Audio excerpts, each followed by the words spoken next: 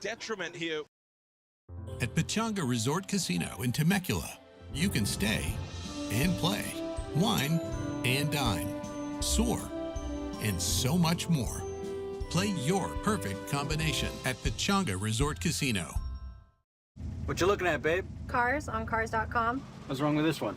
I just got promoted, so I'm looking for something more. Ciao. Ciao. 2 million cars for 2 million possibilities. Cars.com. Where to next? Wait a minute, get it how you live it. 10 toes in when we standing on business. I'm a Detriment here for what would be a phase attack. If it is the last dance, then Floxo's number. It has been the case, but I feel like there's something about the domestic matchup when it comes to Brazil, because they know each other so well.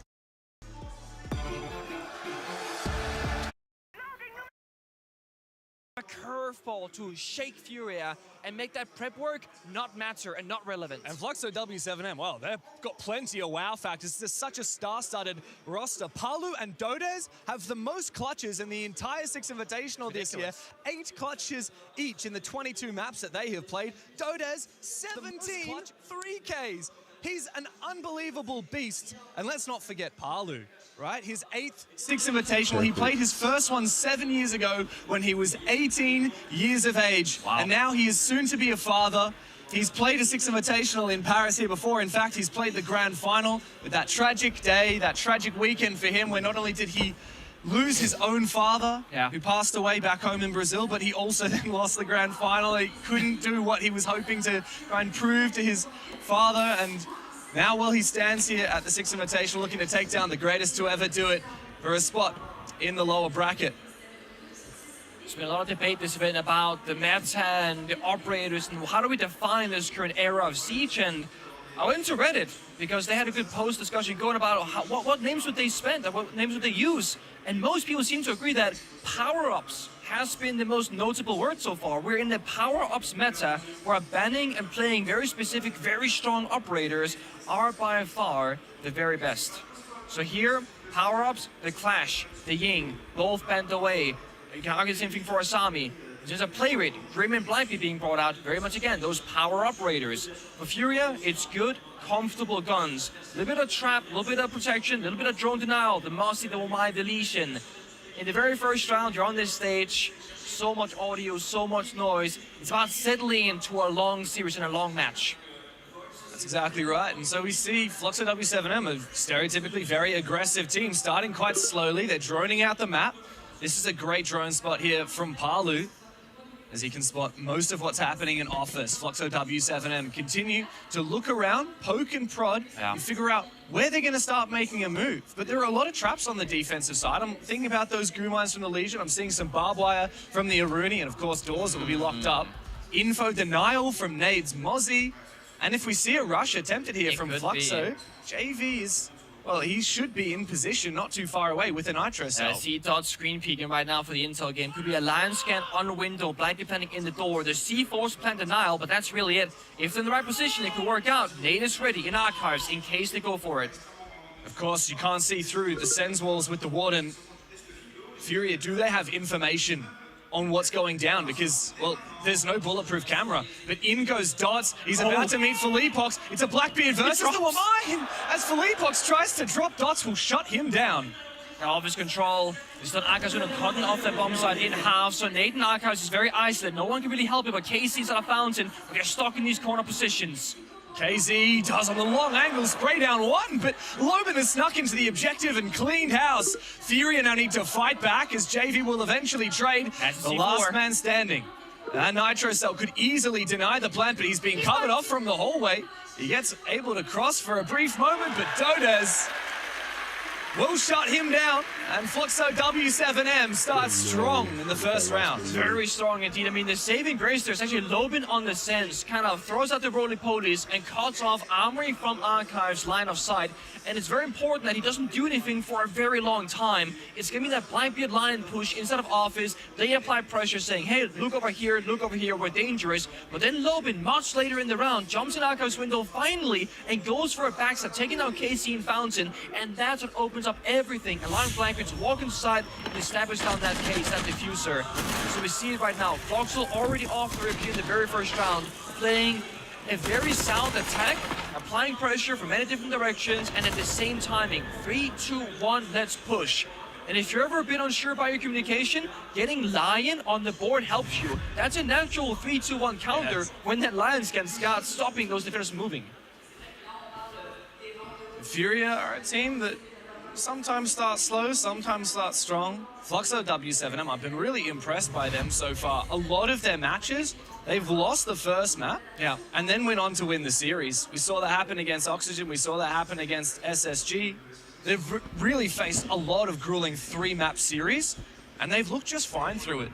So even if Border ends up going the way of Furia, of course Furia are the ones who picked this map, fair, then I wouldn't be too scared for Fluxo W7M. I think no matter what happens, we're gonna get a really banging 3-map series here, and I should sure hope so. Now, if you think of Furia, I'm gonna say back in their prime, back when they're WCM are winning every single tournament known to man, back to back, the majors, the SI, etc. They were known as a defensive-sided team that would lash out and go for early openings every single round. What we just saw there in the opening where Floxo just won is they're actually not lashing out at all. They were holding back, waiting for things. Look at this, aggressive punished by Volks! A beautiful read! The Solus sees that there's something happening outside, but the DMR, of course, much stronger in the long-range engagement, shutting down the aggression perch immediately. And when you do this to Furia, this early in a big game, that can affect the mental. Oh, I shouldn't be doing what my natural instincts are telling me? I'm gonna start doubting yourself a bit more. Yeah. And it's classic from Hertz. He's such an aggressive player. He's the Lion. He is. And he tends to get shut down. When he does, it's hard for him to get his head back in the game. KZ inside of CCTV now feels tempted to also go for a bit of a run out, a bit of aggression. Philippox is the one to lash out for Furia first. Nate is also trapped in a bit of an awkward spot in office with the triple wall already opened up by Fluxo W7M and a Blackbeard on the other side. He's gonna get stabbed in the back by Palu. A second kill for the old guard with the DMR. And the pressure begins to mount for Furia.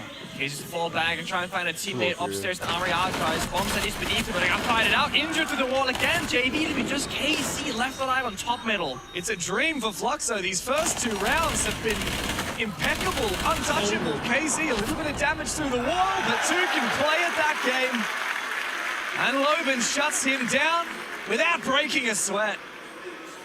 So we spoke about how the best teams today have to play for the adaptations, that flexible playstyle. Furia right now in the first 2 rounds are playing very spread out around the map, very isolated.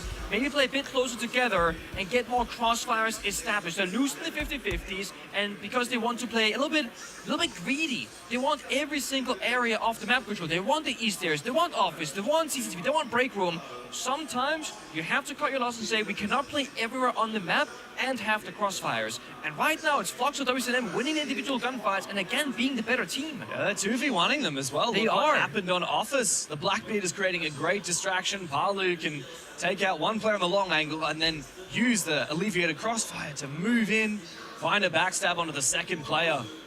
Looks like W7M already looking like they're right on the money here. They've come into Border very well prepared.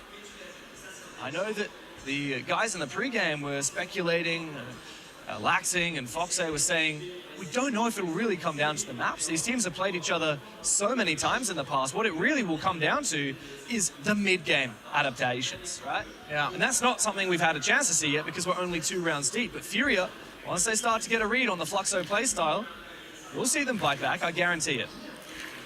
So while the map might not matter, it's about how you play that map, and Furia starting slow could of course be a small concern. We're actually seeing Fluxo engage the crowd right now, clapping for the crowd, saying let's cheer us on together, while Furia will sit there looking at each other thinking, guys, we're down 0-2, what do we need to change to bring it back?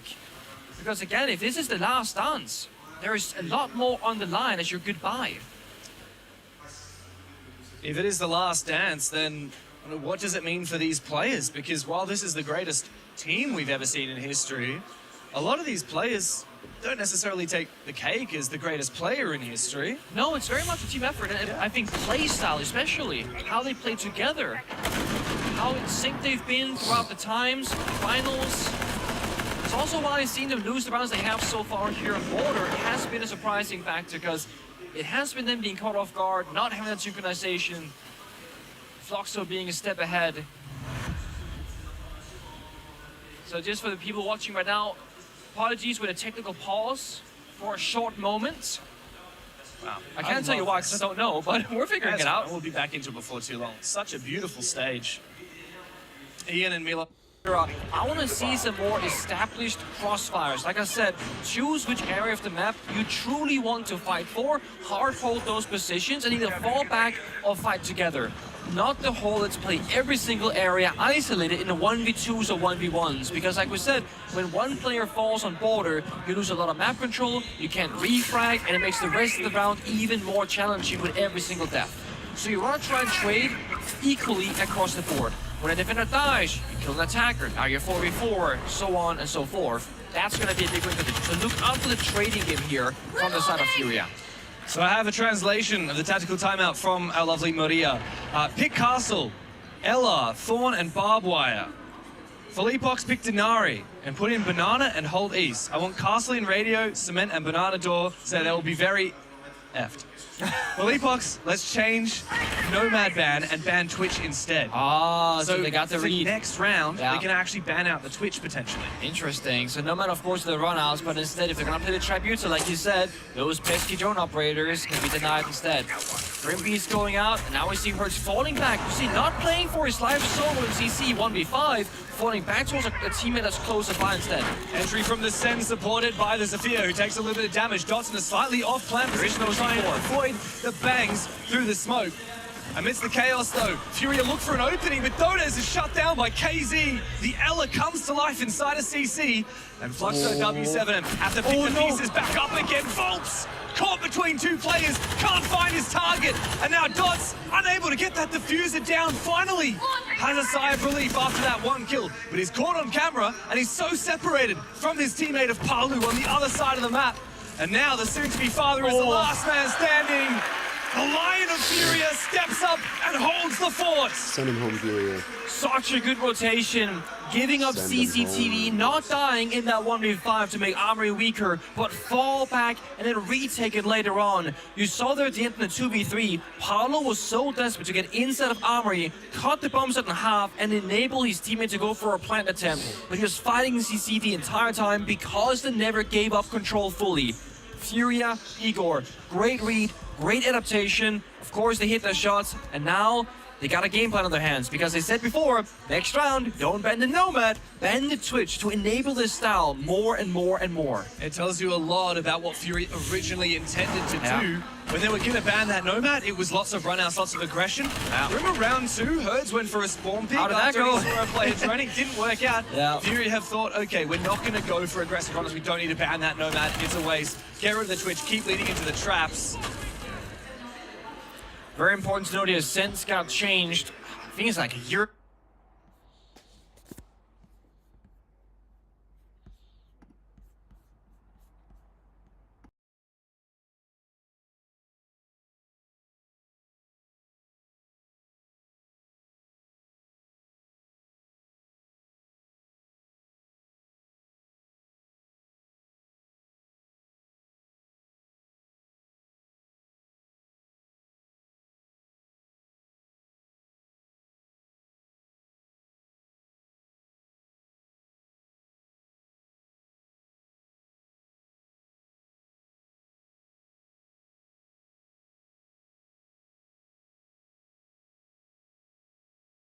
Have rolled on through the Twitch, as Igor suggested for Furia.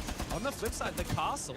So Fluxo doesn't want to give Furia the ability to lock up and change the architecture of the map. It's funny because if I had to pick out one area that was a big weakness last round, it was the CCTV window was castle barricaded and they never opened it.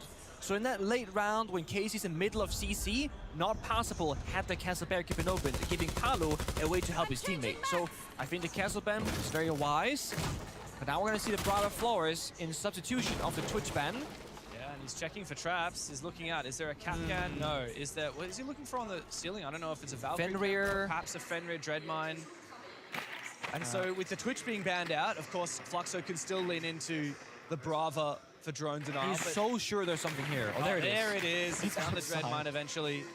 Talking about other operators left unbanned, the Nomad, which originally Furia was going to ban, that has made an appearance. So Furia's going to have a little bit of restricted mobility. Does mean that the pace will change as well, right? Flox a bit slow in the first minute, 30 seconds. They got to spin the Flores and the Brava first and then work together. What we see often, let's say Ranked, for example, is you start playing these drone operators, your team doesn't keep that in mind, and the game very quickly becomes like a, 2v5 or 3v4 because you're still in spawn droning. So Dots and Blackbeard downstairs makes an appearance. They know Eastness is clear. There's no danger, there's no threat. It's free map control here from inside of Floxo, slowly tightening the net around the entire building. Casey under a lot of fire will survive and fall back towards the bomb site, letting his teammate with more health upstairs play his spot instead. We still have a whole 4 players upstairs for Furia. Very solid hold. Volk's now making an entrance. Able for his Blackbeard, but Loban has taken down Felipox. Managed to sneak up the metal stairs somehow, and here comes the execute. Upstairs, Fluxo flush them out one by one. Still JV and Herds try to hold on for as long as they can up the top. But there are lurkers down on the ground floor, and Volps has finally finished off KZ. Furia playing the clock, they're falling back, then retaking top floor again, playing the entirety of the positioning game right now on a lot of fire. Dots with the case in CCTV. There's the pipe, mind you. He has the roam clear. He also has to be the planter later on. Has to stay alive and go for a different location. 30 seconds, time is ticking away. Nade on the site is trying to hide for as long as he can, but with Herd still upstairs, Fluxo not able to go for a plant down below. This is going to be really desperate, you're right. Creeping in. Gonna have to go through Workshop, and Dots is looking to plant in the smoke. If Nade gets on his gadget, he will be able to see through. Surely there's a spray that could come through from JV, but he's too late. The plant goes down, and now JV is surrounded, and Fluxo W7M collapse. Floxo once again. They have a strong plan A. Fight for top floor control, get kills if they want to surrender those to us. If they fall back, we will flip it. They took top floor. We saw Dots on the BB go deep in CCTV, get shot to less than half health, and then go, I can't fight anymore. Guys, the roam clears off. Yes, we want to get that final kill in Armory, but it's not worth it. Let's just go for a plan attempt. And they just do it. They sprint from CCTV into East Stairs and walk into the bomb site. And the only person with the smokes was ready, waiting for the Blackbeard. It was orchestrated ahead of time. Communication is super clean and very much foresight in these strategies. A lot of individual moments that just worked out for Fluxo there. Definitely. The collapse on the top floor was impeccable. Herds, we can see in that clip, was completely distracted. When the execute was coming through, he wanted to deny the plan vertically. I want to know what happened for JV on the Tachenko. He had a red ping. He knew exactly where that plant was going down. But instead, he tried to fight the player on the workshop door. If he just swung as wide as he could and sprayed through the smoke, maybe the plant would have been denied. The funny thing about operators like the Tachenko is that there might actually be a very easy lineup that denies that plant spot without exposing yourself to the guy on the blue door. It's very possible, but we wouldn't know it. And I don't think JV knew it either because he swung the door instead, right? And that's the thing about Tachenko. He hasn't fully been figured out, has a lot of potential left up their sleeves. That's why we see Smoke being banned actually a fair bit at this event, because Smoke has been figured out. You know all the lineups. A little surprised we didn't see a Smoke instead of the Tachenko last round. It might have led it to it being a little bit of a different story. Timing could be perfect here for Loban. He's been so on fire already. 8 kills to his name in just 5 rounds as JV is quickly shut down. Again, the communication, the droning costumes, forcing him back, red ping for fake pressure. And you know, as you say, Prime Furia, they don't fall back because of red ping. They will fight their ground. Look at this, 2v1. The timing is perfect. If that's a bait, that's genius. He sprinted into CCTV with the sound cue while Nade held the metal stairs, knowing, look at be called too late. If Nade wasn't there, then KZ's a dead man. Loban, though, early on the lurk, but quickly shut down. I think Furia will happily take the 1-for-1 trade. Of course, they still have his stairs control. Felipox is holding on for as long as he can. He's the Tubarao. Yeah. Mind you, though this is on the Thatcher, which hard counters Kaid. Kaid dying for Deimos? Oh, this is worth it if you're on the defensive side. And also Timer, half the round burned away. Fluxo again, a little bit slower pace right now. Loban is that spearhead. When he does die, we need to replace him with a different injured player. But who's going to do that? Paolo is Grim. 5 Grim Bees in pockets. So important. Volps just spent the last Dokkaebi. Now they can aggress up. But as I say that, Paolo goes down to Felipox. This injury, it has no teeth. If Fluxo W7M cannot find a way to clear out that deadly player on East Stairs. And so instead, they try and focus up on KZ. But he is so good at holding these hard-to-kill positions. Sneaking through from East Stairs into 90. Dots will find one, but KZ, quick on the trade. Volps has finally shut down Herds, who I think was in offices, and that's going to force a rotation from Felipox. He goes back towards the bomb site. Tellers. KZ has that diffuser. It's locked down on 90. Yeah. Volps is going to get access to all the defenders' cameras now. That's smart. Get a bit more information. No time to drone. No drones left really either. They still think there's a room upstairs, surprisingly enough. We know that KZ's waiting right around this corner. KZ needs his kill, and he does find it. Dodos did not have time to drone. And Volps now needs to refrag, pushing for the play onto the Warden. He goes for a run out. And the Nitro Cell will take him down, but he knows exactly where Felipox is because cameras have been hacked and Felipox just walked straight past the default. 7 seconds. Now Volps has all the information he needs. 3 seconds. The time is not on his side. He needs to go 1 deep second. for the kill, but Felipox with the DMR holds the line for Furia. No rotate between the sites. Only one way in. That's the door. Felipox, he's the IGL, the mastermind, the backbone of this roster. He will lock down the round for his team. Furia, again, slowly figuring things out, how to approach it up top floor, where to fight, when to fight. And while Lobin got a beautiful injury kill off the drone working customs, he went even further and then got punished. And that's the thing about Border. Border is maybe one of the only maps where Lobin going for another aggressive play after already finding the opening is not a bad idea. Had we played Bank, had we played Consulate, had we played Clubhouse, you'd probably go, Lobin, you're kind of trolling because that's too risky. But this is Border. You have to keep up that aggression, that confidence. And Lobin, he loves the middle stairs. Every game we've cast, he will find a way into that staircase. He will get a kill or two. He's looking for a gap constantly. And that's why we keep seeing these traps being brought. Igor said in his tactical timeout, a lot of barbed wire, a lot of Ella. Yeah. We're even seeing the Thorn now, which was also mentioned. Herds and KZ are hard sticking this operators. That's 2 sets of barbed wire. And then 4 Thorn traps, 3 Grishmot mines. Now we have the extra layer, information from the Echo. A lot of people are gonna go, but James, barbed wire is useless. Oh, not anymore, it's not. That's the thing, right? With the Thorn, really strong. You can guarantee a lot of damage or a kill. But even without the Thorn, barbed wire on the middle staircase will make no attacker go there. The presence of a barbed wire changes the outcome of the round. Not having a barbed wire means they will go there now. When there's barbed wire, they won't go there, so you think, oh, it's useless because they never punched it. Perceived pressure. Exactly. It's about being able to alleviate your anxiety on one side. Okay. KZ, give it a rest.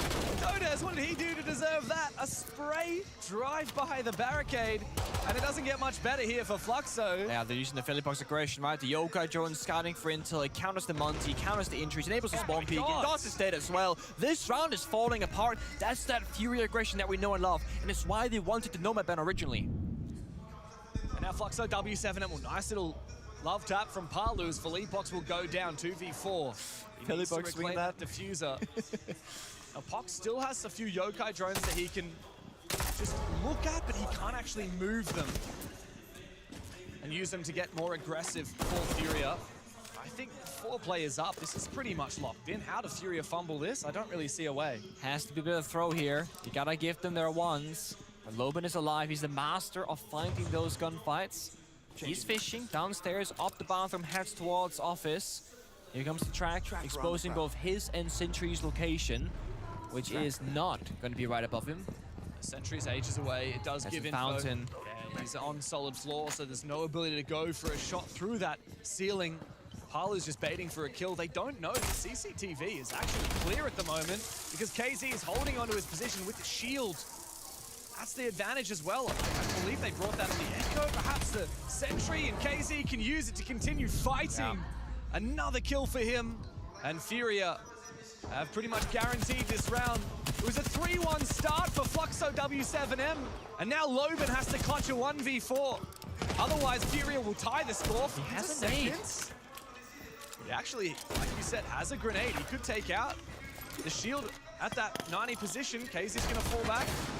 1v2, this is starting to look a little sketchy. It is. If only that grenade went out before your teammate died first, right? Thornchip has to push through, but one step backwards, the Thorn catches you. Barbed wire on the ground as well, and it's why the barbed wire Thorn can be so lethal. Fury have brought it back to an even score at the end of the half after a 3-1 deficit. They did use their tactical timeout very early, but it was clearly worth it. And now Igor has another chance to talk to the squad while they're doing the second set of operator bans. Yeah, you're gonna go, guys, ban A, ban B, now let's talk strategy. Because you only get these, 30 plus seconds or so. So Thatcher and Clash get traded out. The fact that Thatcher gets banned away could very well be some trickeronis here. Thatcher ban is a bit suspicious. Could be a Kaida 2-brow response. No. I was wondering. Oh, is it You ban the C4s? Thatcher, you ban the Glaz. That is like the new meta, the cheese meta for these attacks, right? These rushes. You have the Glaz, you smoke things up, you plant ideally behind a shield, and the Thatcher EMPs those C4s. That's not in play for the rest of this That's half. a good shot, actually. We've seen that a fair bit of times. The same thing with the Goyo ban and Clash ban, right? What does that stop? It stops the rush, it stops the push. So very much goes both ways. Fury are trying to enable the rush by banning out Clash and Goyo. Exactly. Also trying to deny Stop the rush. Playing the same game on different sides. Fluxo using those bans on two less banned operators does open the floodgates for all of the other power-ups. It does. It very much does. I mean, we gotta talk about all the shields are in, Three right? big shields. Yeah, Blitz, Blackbeard, and Monty, the Grim, the Deimos. Ying, Deimos, Dokkaebi. Literally everything. It's almost a matter of like, guys, which really strong attacker should we bring this round? Because everything is wide open. Well, they're not really leaning into the cheese, are they? No, they're not. Monty, oh, the Monty's gonna stick, but no Ying, which is available. I guess with the Warden still up, it's a bit more dangerous to go for anything too flash or smoke-centric. And they're gonna play the Warden probably every single round, if not close to, because they gotta respect the possibility of it. You'd probably expect this to be a Warden or Mirror ban come through in the next 3 rounds. Definitely could be. But of course, we've got a whole lot of Siege to play before we even get there. But before, Laxing, I think, has a call-in for us, James. Let's see what Lax has to say. Loading new mag. Or do we not? Perhaps not. That's all right. Laxing, look, when you're ready, mate, get in here. Otherwise, we'll just keep on chilling. Keep on watching as Furious start to mount up a little bit of pressure. Not entirely certain. Now, Fury not known as the biggest shield team known to man. Both teams are playing against it, also playing with it. All up goes back. But it has to be brought here. Prime is the nade.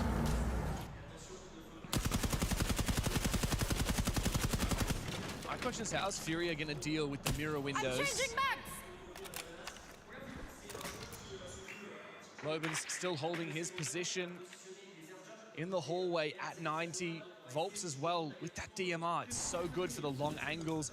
Plus the mirror window makes each control much less impactful here, even once Furia get it. Finally, a nice big shot from Palu as he hunts down KZ below. Out of nowhere, Furia have found an opening, and Fluxo have very quickly shut it back down again. Yeah, issue with the Monty, right? You can get in the battle, but the teammates behind you can't just walk in that same door into those exact same crossfires. So you gotta problem solve. Step by step, C4! Nicely tossed by Palu. Leaving his 2 attackers left, Felibox and Monty, the 2 supportive operators of Brava and the Monty. Felibox, the only real gun in the server on the attacking side, has to do all the hunting and all the room clearing. Oh, the barbed is surely gonna kill him somehow. Leapox survives, only takes a bit of damage, but he has the debuff from the Thorn now. And Loban is hanging out down below with this Nitro Cell primed and ready. He's gonna keep it for now. Oh, beautiful wallbang from Nade with the pistol. Has a perfect read onto Volps. Now it's just gonna be a plant attempt. Surely this isn't possible. Loban down below. Boom. And a nuclear C4 shuts down the push from Furia. Yeah. Leapox has everything to do. 1 step ahead now. One in the very beginning with the DMR. Needs to isolate these one by one as he knows exactly where Dots is on the Warden. Info from a yellow ping, but Dots will swing to win. And Fluxo W7M retake the lead. It has just been like a matter of being 1 step ahead. I don't know what else to say. Floxo were ready for the Monty, ready with the verticality, and understanding as long as you establish very strong crossfire and play around the mirror window, they can't do much about it. Fury are being forced into picking things apart strategically, which I'm not saying it's a weakness of theirs, but it's not their biggest strength. So very much a good game of adaptation. You talk about strategy. We're deep in there. At the moment, deep into the strat book, getting ready to set up for the next round. And I believe it is now time to hear from our lovely analyst, Laxing. All right, are you guys able to hear me now? All right, I want to talk about that last round, Pengu. I love that you talked about, you know, they played slow, they delayed that time, they played off into those layers, and that's what we need to see. That's where they failed on their attacks. That's why Fury was so ready for it, because they were just repeating the exact same attacks. And we talk about those stylistic matchups. This is going to be so important for the side of Fluxo to make these work, but not only make them work, when they readdress them for the next time they go back to that site, they have to do something different, or Fury is going to have a response. But just like we saw there, they played off those layers. They waited to make Fury force their own hand. They have to be ready to switch that tempo at a given's notice. Thank you so much, Laxing. And I'm right there with you. I think both of us having that Former player experience have seen Border one too many times to figure out what the weaknesses really are. Now, in terms of adaptations, Fury has struggled with the mirror window in particular. It's being brought out again. They're not bringing Ashe, they're not bringing Kali, And they're doubling down with Kaid as well. So I feel like Fox very much recognized they struggled with this. Meanwhile, Fury is showing us maybe we didn't as much as you think that we did.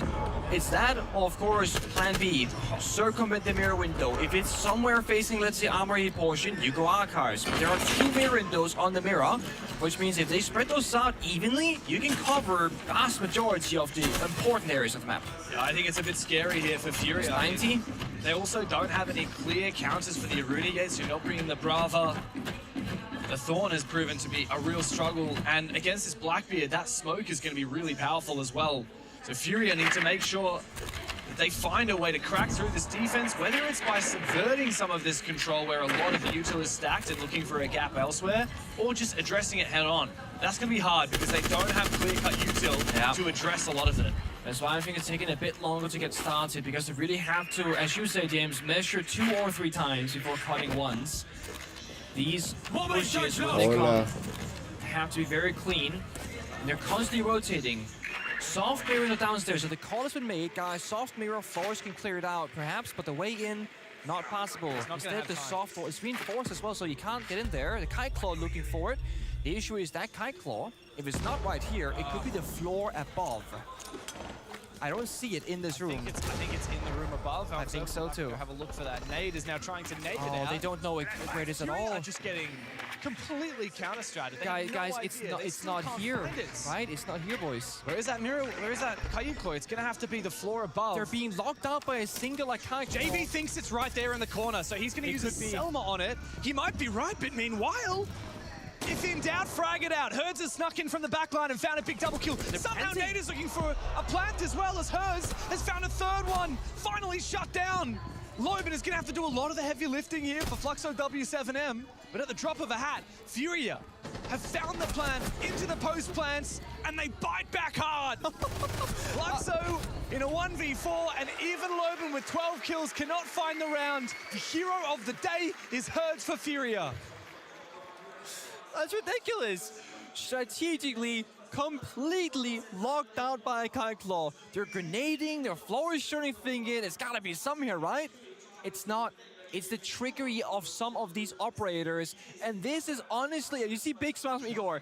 We stalled the round. We messed up, we got stuck, and yet we just do what we do best. 3-2-1 push. Strategically, that round was so GG. It was. Furia were absolutely cooked. They had nothing going for them. They were using Selmas without on soft floor. On soft floor, because they assumed that the Electroclaw must be in that corner. Like, that's how desperate they were. And then Herds is like, you know what, maybe I'll just go and kill everybody. Yeah, and I mean, that's what he did. He walks in, takes a smoke out first, walks his own flank, a second pre-fire, gets Dotus on the Thorn, on the flanker, and then a vertical hipfire. It's ridiculous. Hipfire through the floorboards, by the way. The second they take down the smoke, who can then toss in a smoke grenade into default plant spot, BB rushes that bomb site and starts planting. They know there's a gap now. Oh my god. Cosplay this event is so many as well. And a lot of niche skin. Bomb peek in the messed up, we got stuck, and yet we just do what we do best. 3, 2, 1 push. Strategically, that round was so GG. It was. Furia were absolutely cooked. They had nothing going for them. They were using Selmas without On droning, soft floor. on soft floor, because they assumed that the Electroclaw must be in that corner. Like, that's how desperate they were. And then Herds is like, you know what, maybe I'll just go and kill everybody. Yeah, and I mean, that's what he did. He walks in, takes a smoke out first, watches his own flank, a second pre-fire, gets Dotus on the Thorn, on the flanker, and then a vertical hipfire. It's ridiculous. Hipfire through the floorboards, by the way. The second they take down the smoke, who can then toss in a smoke grenade into default plant spot, BB rushes that bomb site and starts planting. They know there's a gap now. Oh my god. Cosplay this event is so many as well. And a lot of niche skins being cosplayed. Now, Floxo W7M, when we cast them in face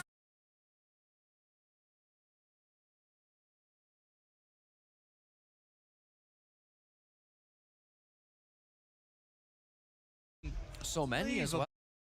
And a lot of skins being cosplayed. Now, Floxo W7M, when we cast them in phase 1, phase 2 this tournament, they were kind of like the budget Fury. Like they're lashing out the spawn peak and they're running their enemies. They're heavily playing into strategy for this one. That's the curveball that we wanted to see. Quite a 180. Yeah, this is not like their current. I mean, that's Floxo, right? That's what they do usually. A little cheeky peek. And like Laxing said, changing the pace. Fury had to figure out that pace, but if Floxo keep changing it, it's very hard to feel that in the server, what kind of tempo they're going for. And we're gonna see Nate on a second round of Monty, which the first time around wasn't necessarily the solution they were needing. And of course, with Loban popping off, you give him a license to make aggressive plays. However, it won't always work. Filippo's gonna go deep. He's just gonna plant. He saw that he killed the Solar, so he knows they won't have info into the planter. An aggressive C4 from Dos, but Filippox hears the rip and goes around to find the kill. Oh, it's genius from Filippox.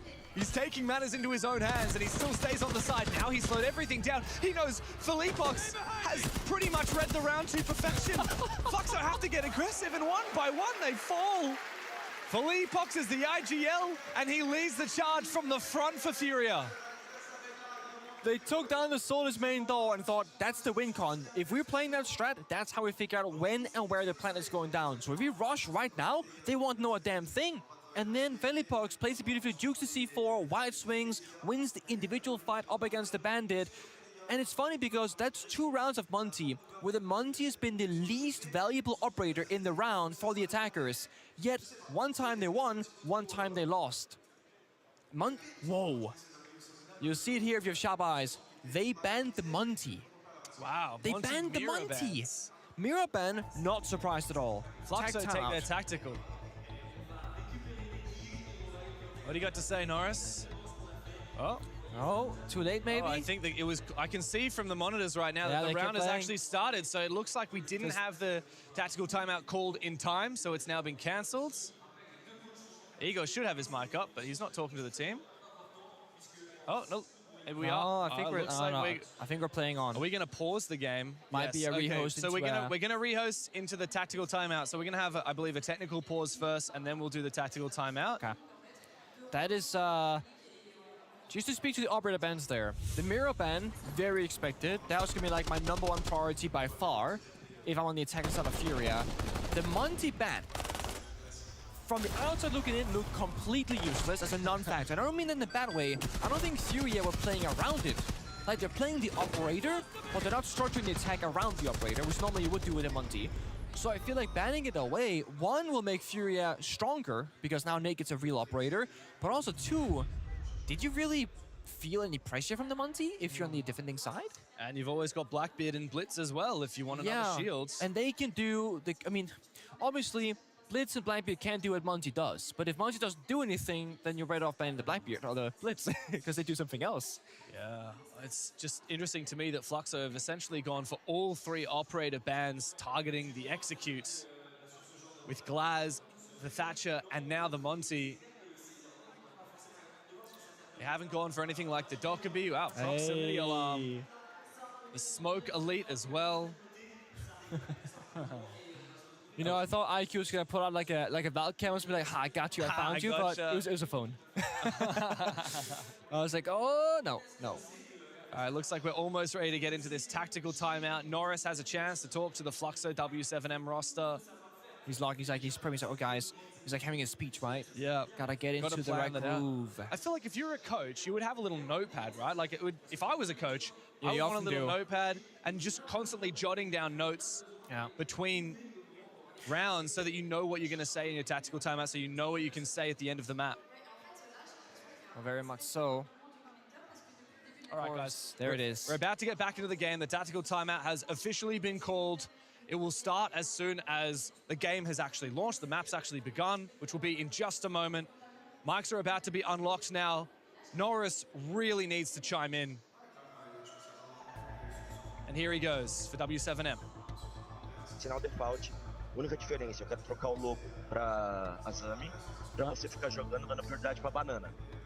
Tá? Bobão, você vai ser Smoke pra fazer na leste. Quando você gastar seus 3 Smoke, pede pro lobo, ou for o DZK, o lobo tampa a janela passarela, você volta, vai jogar do Zig, pune um drone, desce e depois vai pra metal e sobe, tipo, você não quer morrer no Zig, tá? Que a gente não tem reforço lá. Oficina, a gente vai fazer a mesma coisa. Tá falando Zig ou Matrix? Zig mesmo, Zig é Zig. Exato, Zig. Tá bom, beleza. Mas você começa no Matrix, é isso? Sim, eu vou começar lá e com você sabe que vai fazer oficina default, a gente vai pegar, só que aí dessa vez o roupão vai de Azami, vai pegar, fazer step lash e aí... Now, of course, we won't know what they said, but we are awaiting Maria's translation for us. Norris is what we call a vibes coach. Oh, he and that's really not a negative thing at all. He always seems to have the correct words for his boys. Well, you remember when Igor took his tactical timeout, it was very strategic. So strategic. Yeah. It was bring the Ella, bring the Thorn, bring the castle, do this. We're going to kill them here, right? We're going to do this. It's all about the game stuff. Norris, I mean, he has some of the best aura. At Reload, when we had a chance to see teams pick their opponents, he had some of the most vicious aura. He was so relaxed. Yeah, it seems to be more general for him. They can be plays like guys, they're playing this style, play faster, play slower. That said, this game so far, as you identified, Fluxo have been playing unusually strategic. They have. So I am curious if this is a sign to go back to basics, because the only problem I have with it is the way they lost that previous round was they went back to the very old aggressive in-your-face style for Fluxo W7M, running out main dot twice, both people dying, and then they lost the bomb site control. I feel like the strategy has been working so well for them, but now we're gonna dig into the layers, okay? They bring the mirror and the heavy strategy the first 3 rounds. They force the mirror back. Now they're gonna play the more, we're gonna hold areas with good guns, traps like they usually do, which is more comfortable for them, and they've cheesed a round or 2. So I could see this being the turning point in Fluxo's playstyle to change. Of course, if you're not aware, a lot of these teams don't just have a coach, they've got a slew of support staff. Fluxo W7M have Thug, who's been their analyst for quite some time now. Yep. I like that name. And Furia have quite a few. They just brought on Lender and Abridex just recently to support them. One from NIP, is that correct? Was it NIP? Ooh, I believe from, I think from Twitter, Ego was like, they picked up one of the freelancers from NIP. Yeah, I think they were formerly of NIP. Both of them, I believe. Oh, both of them? I'm not 100% sure on that. But Furia have a whole army of analysts because they've also got Abreu, who's been their assistant coach for quite some time, and Vitz, who I believe is still doing analyst work for them. You can analyze all you like. If Dodes is swinging you, you better be careful. Dodes has been really hot throughout the tournament, but has had a quiet start to today. About to get spotted by the Twitch drone, but Herds doesn't have a lot of ways to try and flush him out, and Nade might do the trick with KZ down below. Just use a Thorn Trap. If there is one by this when you jump in, you are cooked. So I think the Twitch drone going in first was looking for it, but it could also be in the shelf, hard to see. Dodes has the read. He knows that KZ is down below. And Buck should know exactly where he is. But he's Buck in the wrong area, maybe also looking for a trap first to enable the back to jump in. Trap is genius, and Philippox downstairs hunts down Volks. Now Dodes on the burn, finally finished off by KZ, and Furia have bitten back with a 2-player advantage now. Loban, though, he's been the deadliest player in the server. in this map so far, and he looks for a swing. A lot of damage onto JV, but receives a lot from the window behind him, and on his retreat, KZ from down below. Furia are locking in together to find these kills. This C4 has to land. You gotta take down the Blackbeard right here, right now. Gets tossed on now, hits the shield, but then the injure follow-up on the guard break animation. Paulo makes this winnable for his team. It's him and Dots playing inside of Fountain, inside of Armory, not playing together, trying to hold map control for a bit more time. 25 seconds, mind you, no Goyo, no smoke. The timer is real. It comes down to the execute in the 3v2. Oh, beautiful shot from Palu with the slug shotty. As JV falls, KZ and Felipox have to clutch up for Furia. Dots is holding a long angle, and Palu up close with a slug shotgun. Felipox, will he look for a plant? No. Amidst the smoke, it's KZ to go deep, but Felipox, he has no choice but to get off the plant. And there's nothing to be done for Furia, because Foxo W7M continue battling on border. Beautiful fighting back, recognizing when you have to go on the offense and when you have to play it back and make them make that first move. Aggression in a 2v4 and in a 2v3. The second they tied it up into a 2v2, they say they want to go for a plant. That's how they're gonna win. If we don't give them any kills, they can't go for a plant because they can't cover two separate angles with a single gun, and they don't have enough time to problem solve. So Floxo, W7M off the tag timeout, very much successful. But I gotta praise Casey on the buck. Finding 3 kills, vertically both clearing out a CCTV player, cutting off the run back, and 90 shortly after right here. It's beautiful. It is very old school style Siege, customs clear to CCTV. Sadly, it all falls apart. Furia maybe rushing a bit too much with 18 seconds left. And yet they won the start of that round. It really just came down to the mid-round and their failure to clear out Palu from inside of Armory. Now, we do finally have a translation of the tactical timeout from 2 rounds ago. You want me to rattle off that one for you? Please do. All right. So what Norris was saying to the team is prioritize banana. Now, quick question. Do you know what they're talking about when they say banana? Because I don't have a call out for banana on border. Okay, so logically, I'm thinking it's either 90 or it's gonna be the break room catwalk. Okay. But well, I don't know. Prioritize banana. Volks, you're gonna be smoked on east stairs. Once you've burned your 3 smokes, ask Loban to help you get past the window and survive. Just get out of there.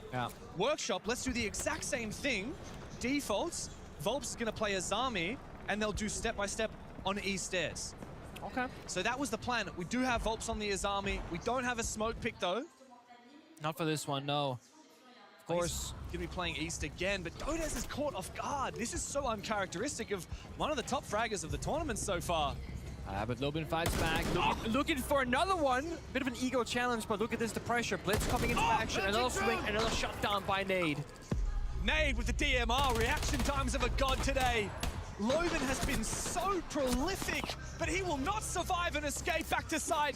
It's Palu in a 1v3, the Nitro Cell 1v2. gets the injure onto the Blitz, and a 1v2 looks very winnable after Palu played it so well last round. He finds himself in another big clutch position.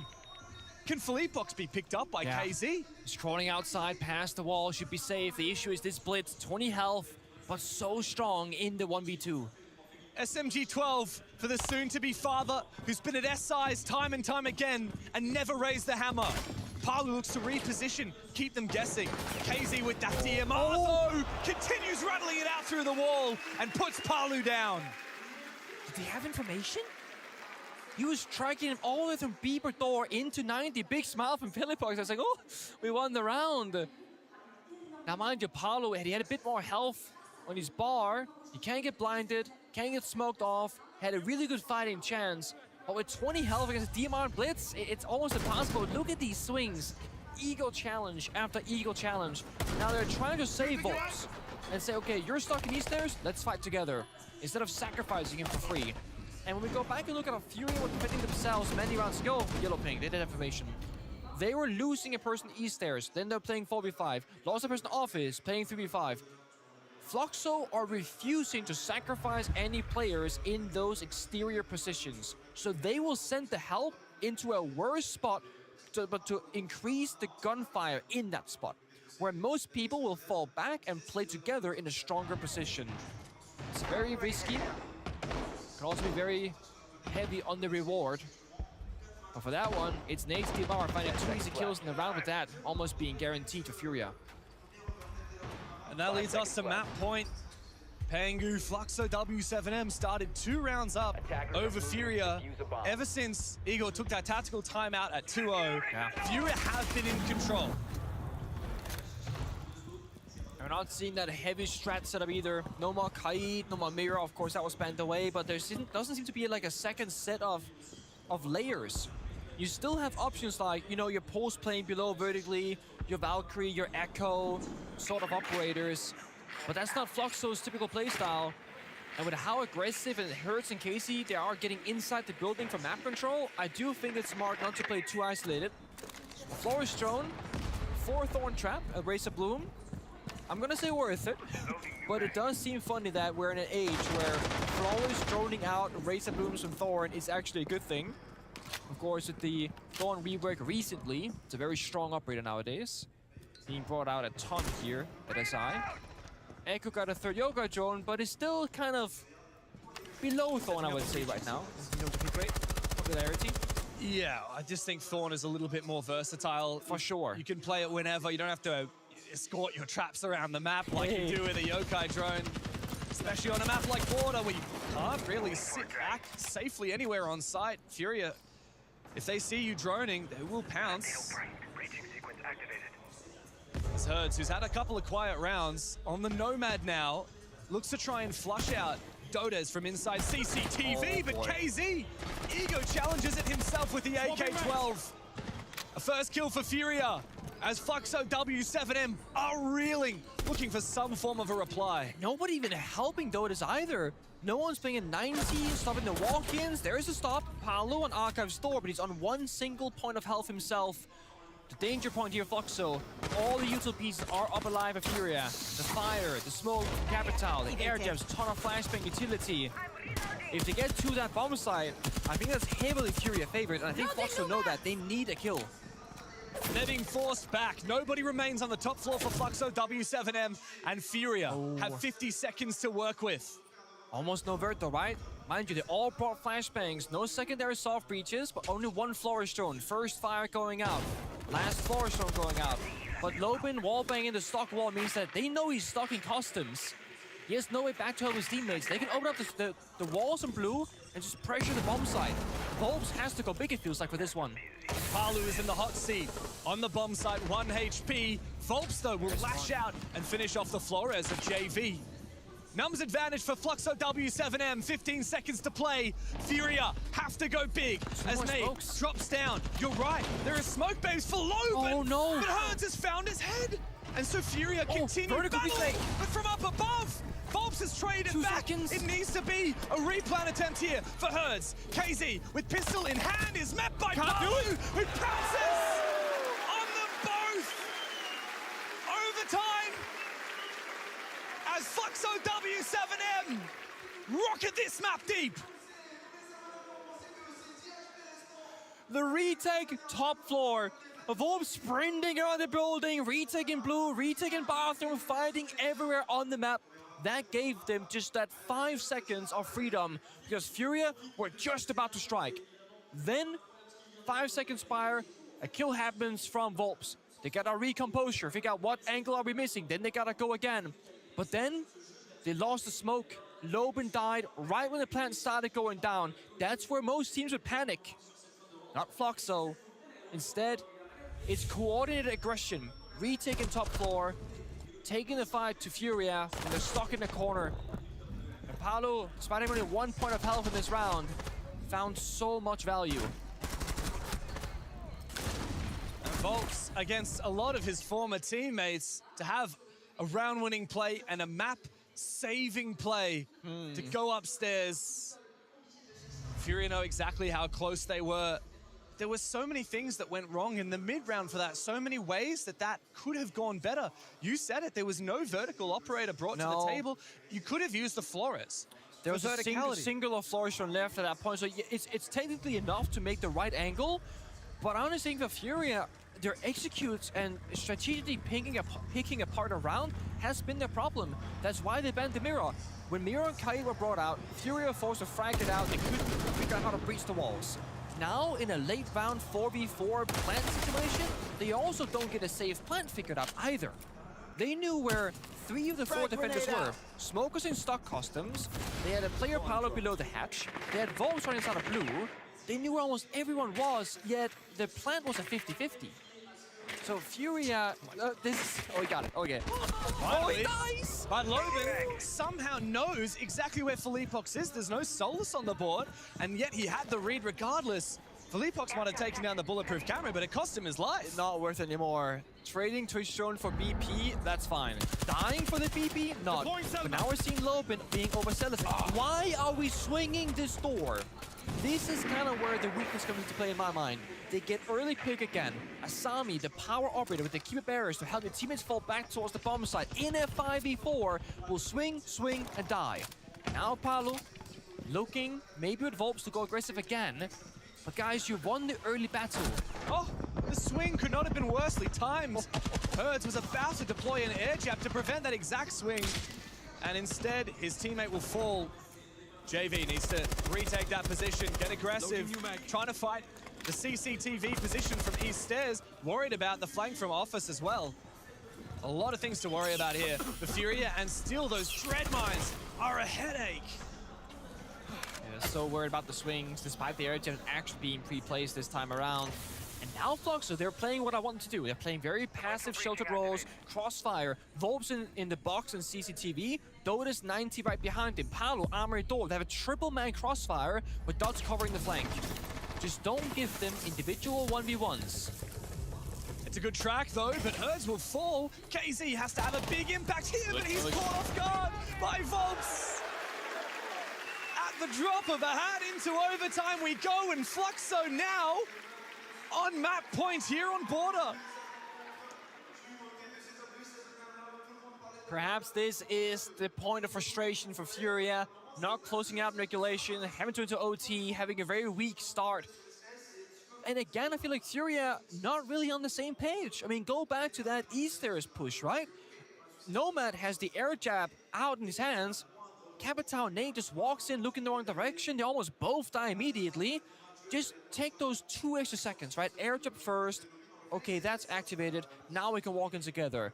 It feels like Fury are just cutting corners, but not really in the usual way where, you know, you're missing something big. They're cutting corners in like the very small details. But it's those small details that are losing them and winning them these very big rounds. Little bit slower, a little bit more accurate. Perhaps they can get a different result. We saw a cheeky punch roll down the roll there from Paolo getting a kill. Speaking of OG angles. Now things flip. Furia goes back on defense. It's a long time ago, but they're playing heavy in the trap operators. One deployable shield almost every single round. 4 pieces of barbed wire. The big difference is Furia were playing very spread out around the map, fighting for everything. Where Fluxo picked 1 or 2 spots and put a lot of people in those positions. So Furia have to be careful now on those individual players not getting caught off guard. And that's the thing, Fluxo, they just keep playing aggressive. They know how to play a nice lockdown strategy, but they also just know how to go at a drop of a hat, at a moment's notice. Now the Monty appears, and Furia, well, it's been a long time since we saw them on their defensive side. Are they locked in enough to prevent this gap finding that Fluxo W7M have been so good at? Do you think Loben might walk in, main door up, middle stairs? Oh, he missed from the corner. Look, he might be top fragging the game, but he's also died 10 times in this map so far. So he does have to be careful. He is getting caught off guard. He is taking big risks, and it's not always paying off for him. Of course, the Monty brings sure a ton of stability. But here's where the Nauri becomes very frustrating. Monty can see the laser on the door, but can't risk going for 8 years to clear it. He has EMPs. Yeah, that's true. Could toss it on in and walk through. But the issue is, after 12 seconds, it's going to reactivate behind you. Then he cannot EMP again. And his teammate does also have EMPs on the Grim. The question is, do they not want to spend them? Do they want to spend them elsewhere? I think they're waiting for the lineup here. Palu is on the other side. He also has EMPs, but more importantly, he has the Capitao. Oh. Philippox has 2 more Denari traps in pocket that he could toss out to potentially stun that Monty. And from down below, Volps is also looking to support. The Thorn trap, though. just captures Dots and licks him for a bit of damage. So soft. We gotta get the ones in here. Come through, and now Felipox is being fully targeted.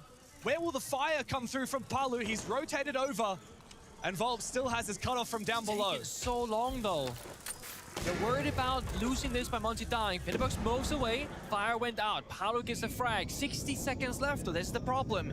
You got the Ela mines, the Thorn trap, speeding up too much. You might just die to a trap operator. Oh, Herds. Down below, he's being hunted by Lobin. He's so stuck. No rotate. The Deimos targets him. But he's worried about a flank. He knows about it.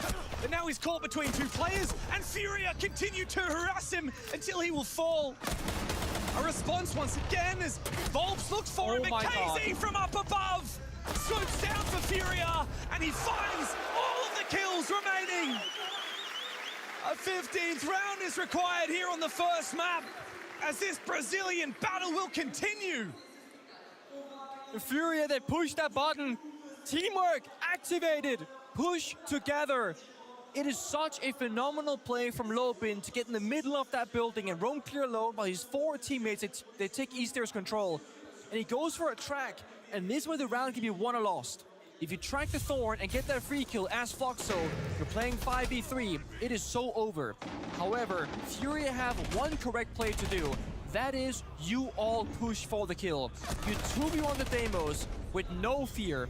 Meanwhile that happened, KC is fighting up on East Catwalk, also making a similar play, trying to help the Thorn stuck in bathroom. Everyone worked together. There's so much clear communication. In just 2 or 3 seconds, it has to happen for that play to work. Ironically, we're talking about two of the most aggressive and loose and fighting teams in Rainbow Six, and yet this game has been so much about the strategy. It has been. It's been about all the layers of the Denari and the Ela and being within touching distance of your teammates. It really has been. And it's funny how we can talk about the minor details, right? What was the biggest issue for the attack there? Probably the fact that it took 2 minutes to Capital fire Easters and get the kill. Had Capital spawned with the Monty, and you have a guy in passport cut in the rotate, you walk in, open door, Grimby, fire, kill. Takes 30, 40 seconds maybe. It took them 120 seconds. Small things. One thing that Fluxo W7M has dominated in on Borders so far has been the opening engagements. They've won 10 out of 14 of the opening kills on this map. Fury need to be careful because at the start of the round, players like hers are getting caught off guard. Yeah. Players like Lobin are always going for swings. Feels like we're watching a bit of a mirror between these two teams. They're mirroring each other so well in so many different ways. Individually, stylistically. Let's come back to the same Twitch drone with the same BP camera from 2 rounds ago. Leapox actually survives this time. He's hiding behind the barrier. The next layer of the barrier to make sure he can't get run out on as quickly. Again, those small things you keep in mind. What happened last time? Okay, I can fix that, optimize it, stand a little further back, spend more time droning, play it safer. Baiting the jump out, still thinking that somebody's looking for him, but we know there is not. You have to respect the Solus in case it's brought out. If you haven't seen all 5 defenders, you won't know Solus is looking for you. KC, 17 kills. Playing the same role of Lobin and the Deimos, who's sitting on 15 kills. So again, going 1-to-1. In terms of punching above their weight, or maybe at their weight, actually. A wall bait from JD to start things off. The Dots goes down early. Those F-That mines from Finrear cannot be changed around now, meaning Foxo are much more vulnerable than before. Fluxo W7M have a choice to make. Do they sit back and wait and bleed time, or do they lash out like they have for this whole game so far? 7-7, James. Lashing it now is madness, right? It's about risk assessment. How big is the risk? How big is the reward? It's the first map in a long BO3 most likely, but Hurst takes down Dodes. Perhaps it's time to lash out on this map. This round might just be over for Floxo. Oh! And for the team that staved off 2 map points so far, it must be a 2v5. And none other than Lobin, who gets aggressive. Oh, no. He's trying to bait out the swing. Volps is being targeted by the Deimos and he will fall. Furia will push to their limits. But the Panthers remain as furious as ever. 15 rounds it takes, but they get the job done. 1 map in the bag for Furia. Now that is gonna feel good, because with the slow start, with Foxo having their number, strategically, operator banner-wise, pacing, showing so many things on the server. I mean, see the hogs there from the side of Furia. So much relief. Oh my god, we actually got the map victory. So hard fought. And if anything, this just goes to show just how evenly matched they are at the end of the day. That's just the first map. Furia might have won the last 10 times in a row that these teams have met, but Fluxo W7M have shown that they are here to play. Next map coming up after this.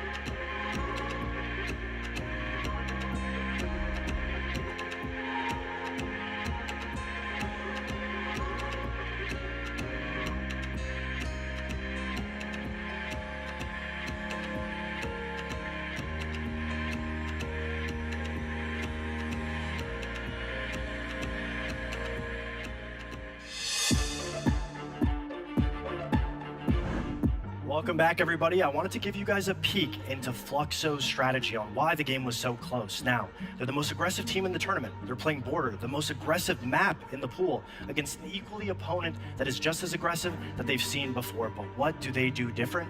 They play slow, they play methodical, they force Furia to make over-aggressive mistakes to lose themselves around. And we see it in their preparation on the way they approach the site. They take their time to be able to approach, in case Furia has a little bit of an over-aggressive push. Volps is able to notice that Herds has the window prepped for a jump out. And off of the sound cue, he's going to know that a free kill is coming out. Herds jumps out, sound cue is given, Volps gets the kill, and it works flawlessly. Now this stuns Furia. It gives them a moment of calmness for Fluxo to be able to move into the map.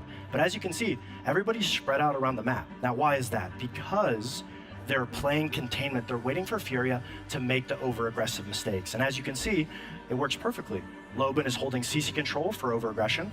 Dots is putting pressure onto Armory Balk. Dotas is holding break control. Volps is going to put pressure inside of Dome. And Paula, the most important player to watch, has East control. He can either watch 90 or watch the balcony. Now what does Furia do? Felipox is going to go for an aggressive 1v1 on Dotas. He gets the pick. But here's the mistake, the over-aggression. He pushes onto the balcony, and I really want you to pay attention to what Paula does. He understands that off of this pick, now they lost break control. Some flank could happen. So instead of pushing down 90, he rotates to deal with the pick. Boom. Essentially, Furia is bleeding positioning, and they have nowhere else to go. What does Fluxo do? They put the pressure in now.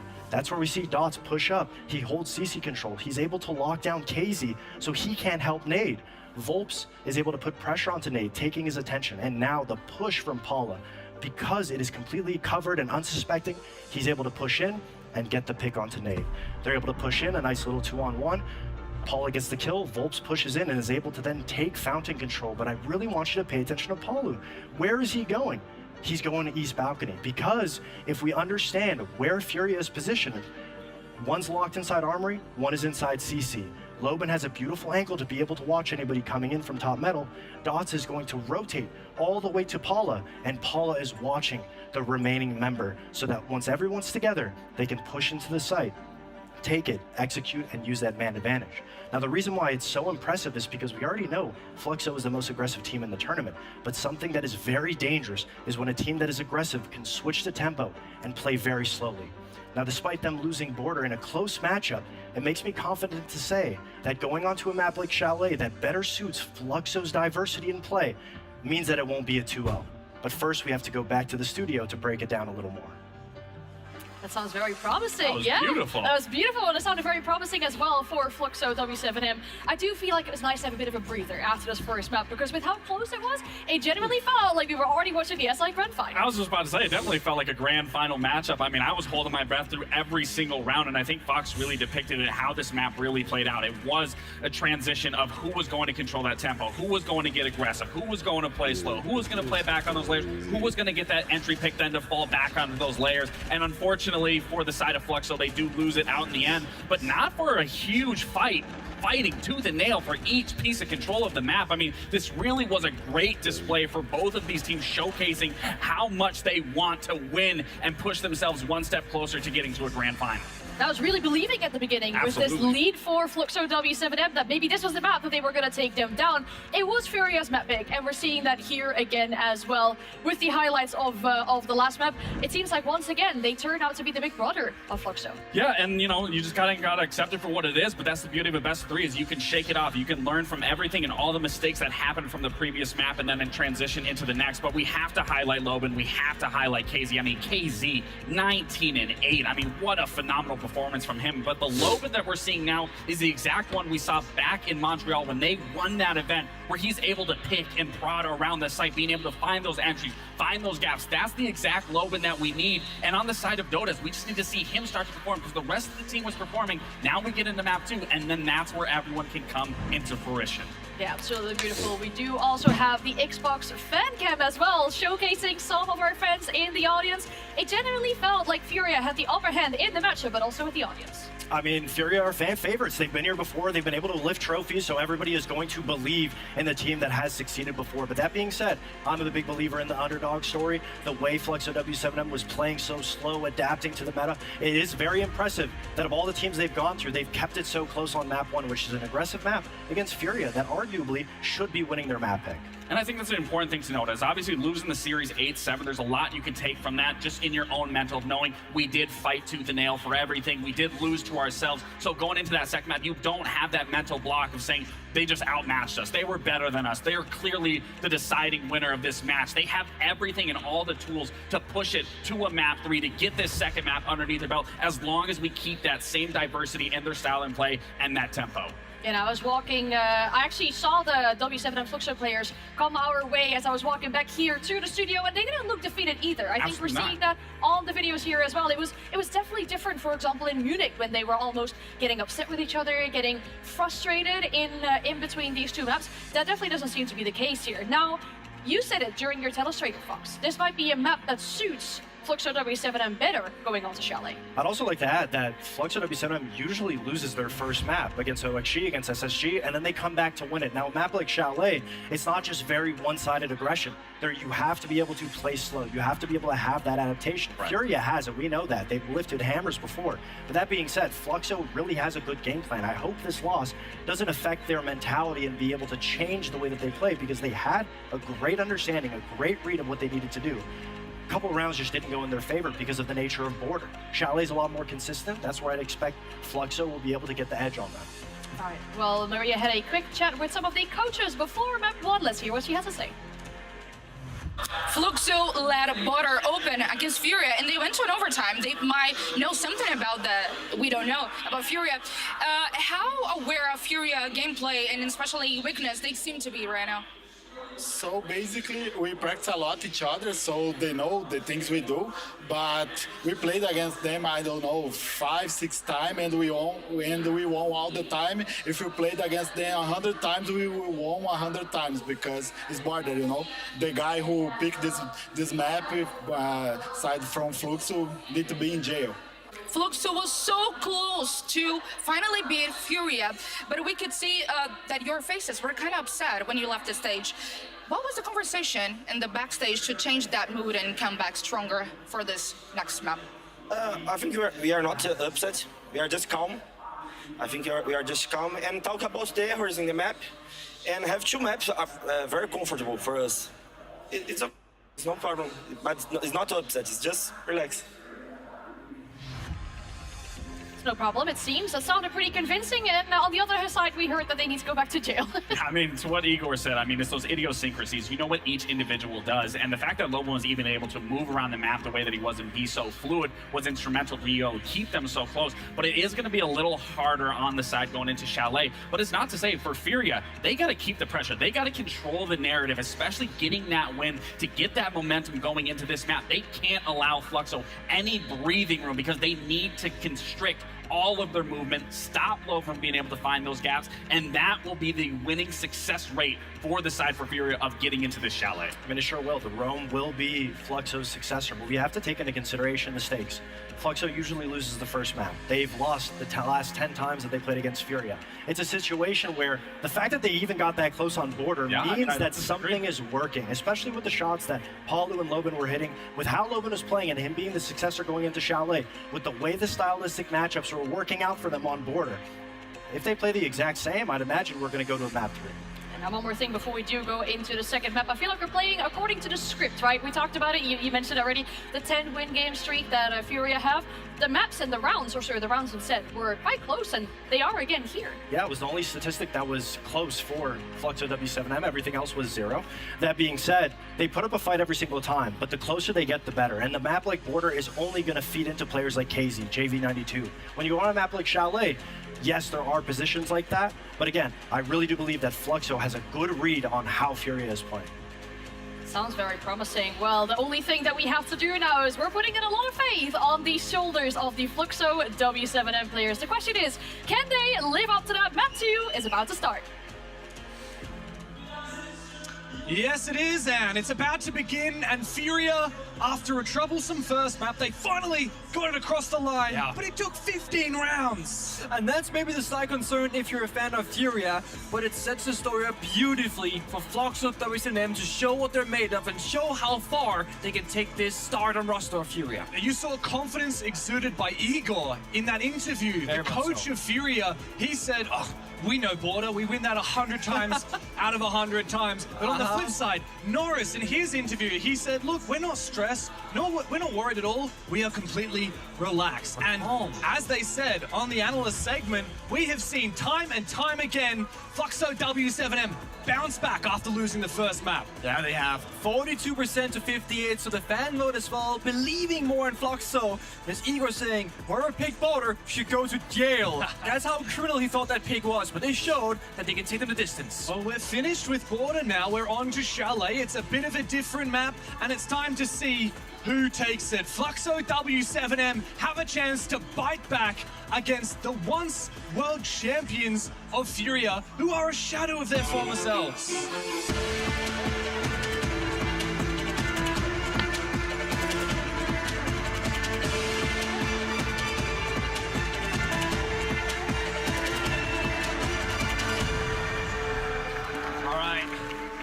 So the scene has been set, expectations of course very high. Chalet, I think the desk did a great job at breaking things down. How, yes, aggression, much like on Border, will still matter, but it plays in more, you can argue, in Floxo, W7M's playstyle of adapting, changing tempo, the fast and the slow. But cast your mind back to Border. What happened after Mirror was banned away? Floxo kept the same tempo, I would argue, every single round after. So I want to see them now have more depth than just one operator to build around, that being the Mirror on Border, have 2, 3 different operators that in case that one gets banned away, you have something else in the reserve.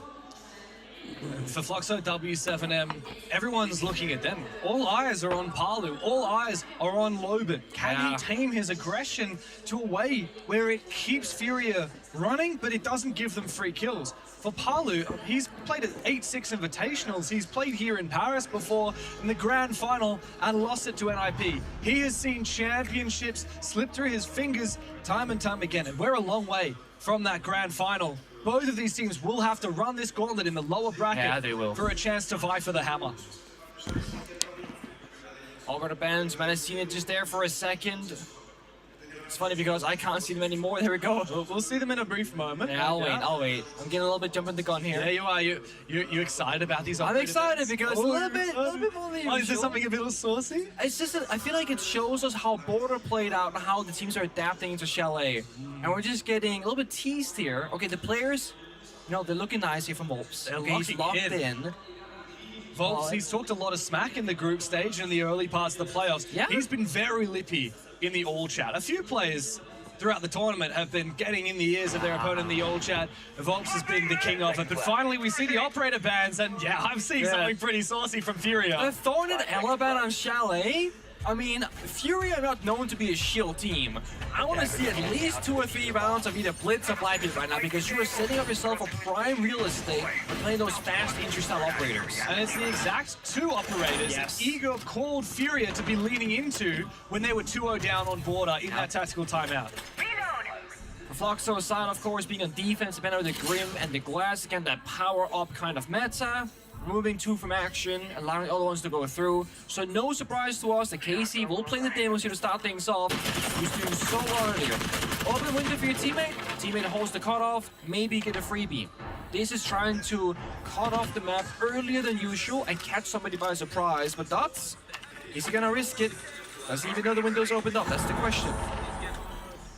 Oh, Furia, beautiful patience there. Palu baited into a little bit too much movement, and Hertz just holding his angle from the piano window, finds a free kill. And then immediately after that, Heartbreeze starts to be enabled on the office wall. Here's a bit of aggression from Dots. He doesn't find what he's looking for. Floxo W7M are starting to struggle. The impacts continue to roll on through to destroy these ace Selmas that are looking to breach the main wall onto side. They have gone through now.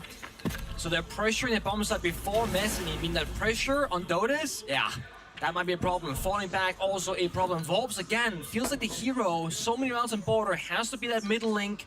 either helping his teammate or finding a pick for himself. This is where Fury keep applying pressure everywhere across the map, right? The outside piano window, they breach the bomb site wall, they're waiting for something, but Dots with a great lash out, stuck with the bomb site. He wasn't. Dots is looking to lash out again onto the balcony. Everyone seemingly harassing JV. Outside on that balcony, but Dodez and Dots have both lose health for it, and Nade has snuck up from the main stairs. What are Fluxo going to do about that? They've lost their anchor of a player at the top of mezzanine, and now Volts is feeling a hell of a lot of pressure. Takes up KZ's head, finds a second as well. Where is the response from Furia into the 2v3? They have not achieved nearly enough in this round, and Loban lashes back for Fluxo. JV being hunted down, they know exactly where he is, as he has 1 HP and a DMR to hold on to. Sees Loban for a brief moment. He's got some info as well, but he doesn't have the diffuser. In the close angle, there's no way the DMR wins that fight. Loban should have him dead to rights with the SMG-12. If not, Volps surely should with the Scorpion. So out comes a shotgun, out comes a C4. Shot out of mid-air, but Volps a swing. And Norris is firing up his boys for the first round of Chalet. Beautiful. You say it, and it happens. Who had to be the hero, James? Who was it that was in that middling position? Had to be Volps. It was your boy Volps. Just like on Border so many times before. But a big praise to Loban because he enabled the play. You might see it in the replays here in a moment. Loban walked up into the piano hallway behind Volps. So Volps looking down the blue stairs, was not worried about his left here on piano, because Loban was right behind him, holding the crossfire. So if Nate pushed up that main stair, you see it right here. He's holding the soft wall into piano deeply. So absolute worst case, you know, you get a 1-for-1 trade. This small thing, Loban giving space to Volps, means Volps can fully focus on his gunfight and not worry about flicking around looking for multiple angles. And for Furia, they needed some kind of utility to clear out that Denari player at the top of the stairs. A flashbang, a grenade, a Capitao, somebody on the window of display to try and have some kind of crossfire or even threaten to jump in at the same time. Well, you know, display window got shut down by Dots like 10 seconds prior, right? He was the player that needed to be alive earlier in the round. Luxo actually, while that did look like a chaotic aggressive round, it was actually very structured and tactical aggression that got them those situations. Again, taking the fights in the right areas, that is going to be how you win Chalet very often. You play around, you know, either inside library in the corner, on the mezzanine that we saw last round, or on top of blue stairs. You only have a very few angles on this map where you're not exposed from an exterior position, from a window or pal or a far line of sight. And you got to make use of those angles. But if you want to talk about clearing positions with Util, how about this? We've got Ying, we've got Monty, we've got Sens, we've got IQ to spot out any catch or any gadgetry, which can then be hunted down by the Brava. Operator-wise, I think it's a Furia have a slight advantage, but it comes down to execution at the end of the day. That's going to be hard for Hills. He's not going to be able to take down that Dread Mine, I don't think. No. Maybe with a ridiculously well-positioned nade. There's no way. I mean, without cooking, you're going to have to land it in the rough. Exactly, that's what I'm saying. Very well-positioned. Not happening. There's absolutely no way. But you have no faith in my boy Hurts, okay. I mean, I feel like he might be able to prone and get an angle. I know he tried for a second there. Yeah. The issue is, without jumping in that window, this might be tricky for Philipbox, right? He has very limited supportive angles to work with. Philipbox almost fell down. Oh, big Nitro, that's going to knock his shield back for a brief moment. Hurts actually jumps straight into the Dread Mine. He looks to take it desperately, but KZ from behind with the Ying shotgun has had a big impact. Volps, though, he makes the top of library stairs his own. 2 big kills. He's hunting for more. Bit of damage onto the feet of Philipbox, and the Monty is about to fall. Nade finally shuts down Volps. And Furia have the advantage again. A minute to play. Dots and Palu forced back. Philipbox 1 point of health on the Monty. Nade about half HP. Super winnable for Fox. So sadly for them, there is no C4s left, no impact grenades either. They need that one more kill. Look at this. He's right around the corner. The flank is open. He's not watching it. Joel will see him. Do you fight or do you fall back? He's going to push up the staircase. Monty's going to see him. Oh! Onto Nade! A beautiful shot for Dots, and that brings us back into the realm of possibility for Fluxo W7M. JV in a 1 versus 2, and they know exactly where he is. 2 smoke grenades in pocket as he clears out the Banshee and makes his way towards the site. His info on his position, and a wire up a blind. JV threads the needle. A 1v1. against Palu. Palu holds his ground on the stairs. He knows he has the diffuser upstairs, but JV has to close the gap, has to close the distance. But Palu weathers the storm for Fluxo W7M, wins it in the 1v1, and finds a second round for his team. The shots that were hitting that round from both sides. The fadeaway jump or missing flick on the pixel on the keeper to get into that 2v2 that they desperately needed. JV flick, wallbang, one tap. Just reacting off getting shot essentially. And Paolo in another very important position, this time finds the clutch. Oh, I want to translate what I just saw. Yeah, in the Casey just asked Volp something. Yeah, I think it's talking about the Kiba barriers from the Azami. I don't know if the teams, obviously KZ and Volp's former players together on the old W7M roster back in Montreal, SI 2023. W7M made the grand final only to fall to G2. And that roster, of course, was KZ, JV, Herds, Volps, and Julio. Yeah. Who now coaches for Falcons in that upper bracket final later today. Fluxo W7M, though, I mean, they're hitting some gnarly shots of their own. You talked about what JV managed to learn. How about the shot from Dots with the TCSG? Absolutely ridiculous. And honestly, Volps on top blue stairs in 2 rounds, gotten 5 kills. It's him both rounds, putting his team on his back saying, I will give you a way back into this one, trust me. And he played off that keeper barrier and, again, isolated positions. Used the keeper to block off the office jump in, fight blue stairs, then flick around, fight the counter jump in office window. It's beautiful. Using a bit of map design, blocking off the angles, being very present about what's happening around you. First with a quick entry library, though. Can't go too fast because the red pin came out. Enemies in piano hallway. Peeling back the layers, but look at Fluxo's setup. We spoke about the playing strategy. They got the Mira, the Kaib, the 2 ground. They want to lock down the office walls upstairs. And the bomb site is a kitchen and dining. As long as they have upstairs control, they can see the entirety of the bomb site. But now we gotta talk about Fury, right? They banned 2 traps and Lathorn. Now they're playing the Blitz. Phillypox combined with the Lion scan, we gotta find an entry somewhere in this map. It's either clearing top floor and going for kills, or finding a gap bottom floor and getting site control. And Flag's going to be really challenging here for Fluxo W7M. Hertz has expended 2 sets of track stingers on both the lobby stairs and the blue stairs, locking up any flank potential. Now KZ making absolute Swiss cheese out of the site. But Philippox elsewhere is actually going to be taken down. I didn't see where that angle from Dots came from down below somehow. And somehow Palu is allowed to survive as he tried to retreat near the main master window. Fluxo W7M are finding a few too many kills here. Furia, what's going wrong? And Herds isn't even given his chance as Loban looks to retreat back further.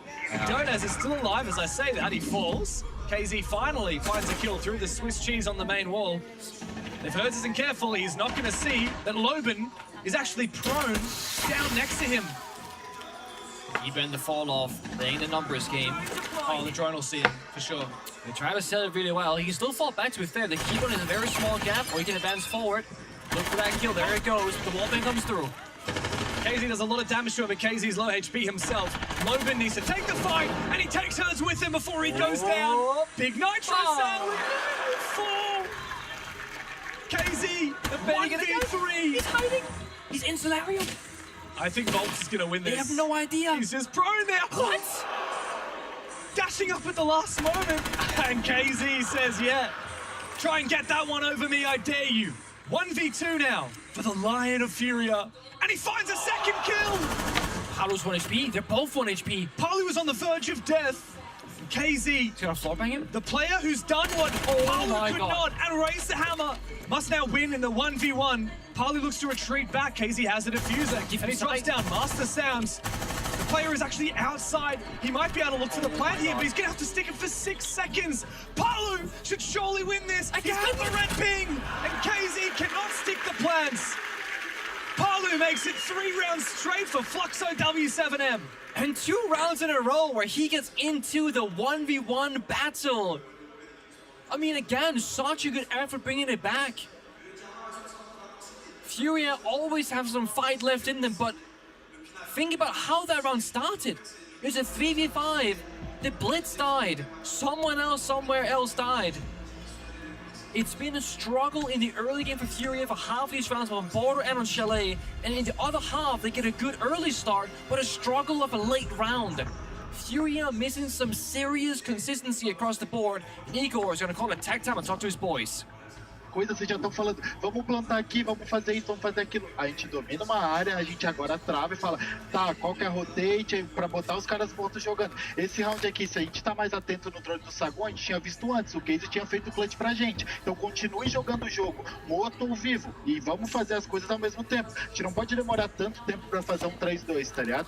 Fox, quando a gente puxar o semi-biblioteca, vamos botar o cara embaixo, pra gente começar a pegar kill nesses caras ali, que eu acho que vai funcionar. A gente pode continuar fazendo a lobo, talvez com o entrando embaixo, só que se eles estão batendo, eles estão lá, guys, travaram no animal, no coisa, a gente pega a brecha banheira, a gente pega as brechas do que a gente ganhou. Eu quero puxar mais aqui lá, Igor. Mais aqui. Ah, então bora, na tua confiança. Bora, fechou. Bora, porra. Bora que tá de boa.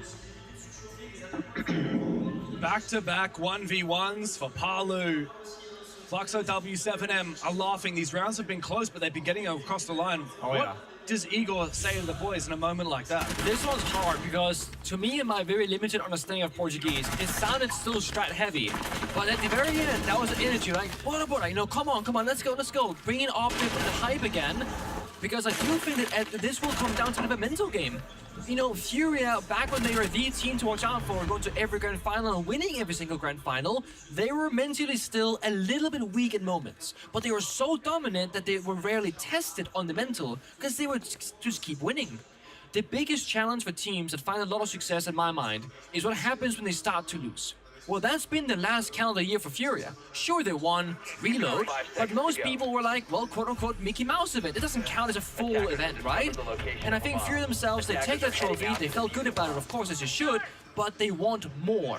Reload was just the proof that this team that almost disbanded after failing to qualify for Montreal still had it. Could actually still vie for another trophy. That's it. And with all the rumors about this maybe being the last dance for Furia, there's no better time than the present, but it won't be this round for Nate, at least. Loban to continue lashing out. He's playing this smoke, for goodness sake. Yeah, the allegations of Furia not really hanging with the shield meta, there'll never be those allegations, but Hurts, thankfully, quick into trench door, finds Volps and Solids, an equally very important operator on both sides of the action. Good player to take down. Yeah. On Volps as well. 6 kills in just 3 rounds. 5 of those in the first 2. Yeah.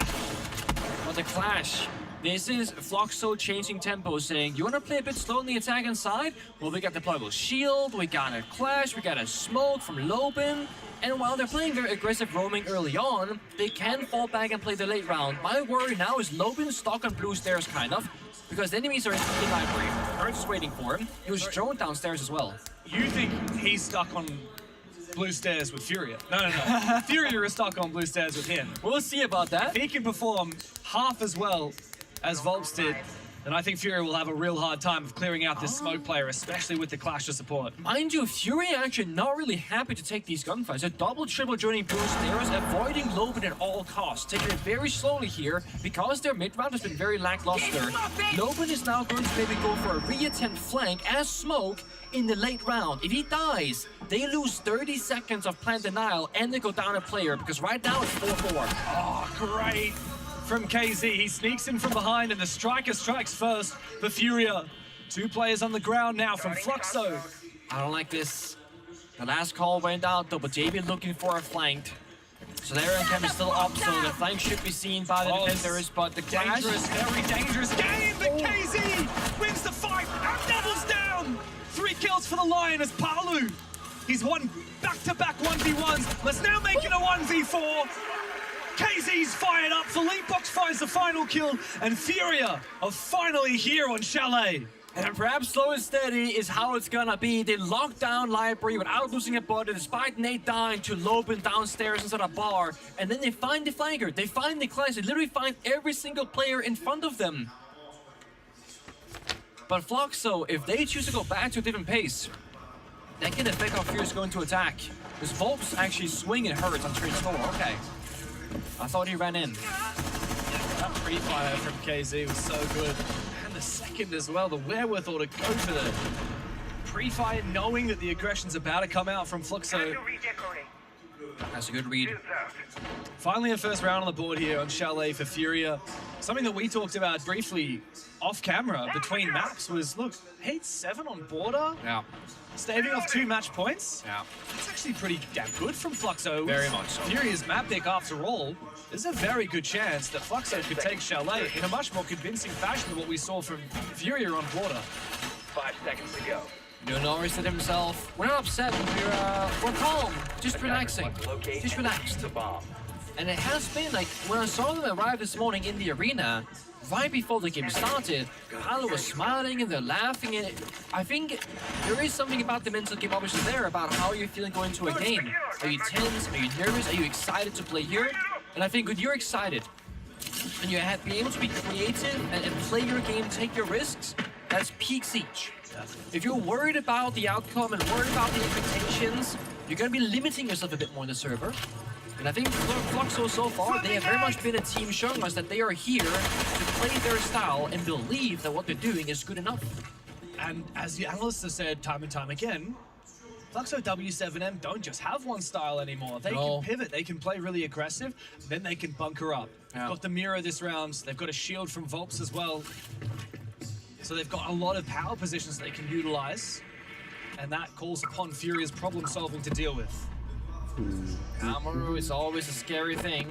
Either you play 5v4 or 4v5 very quickly.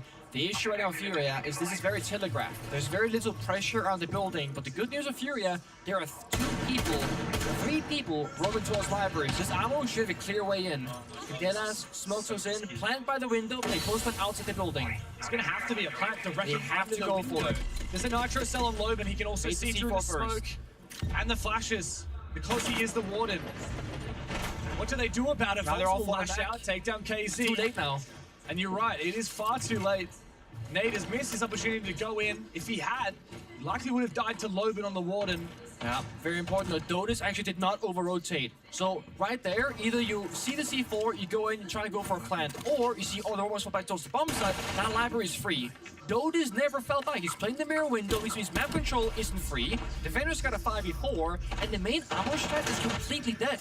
So now Fury gotta go for broke. Oh, Nate has fallen as well, trying to make his way up the stairs. Philippox will trade with the Reaper, no less.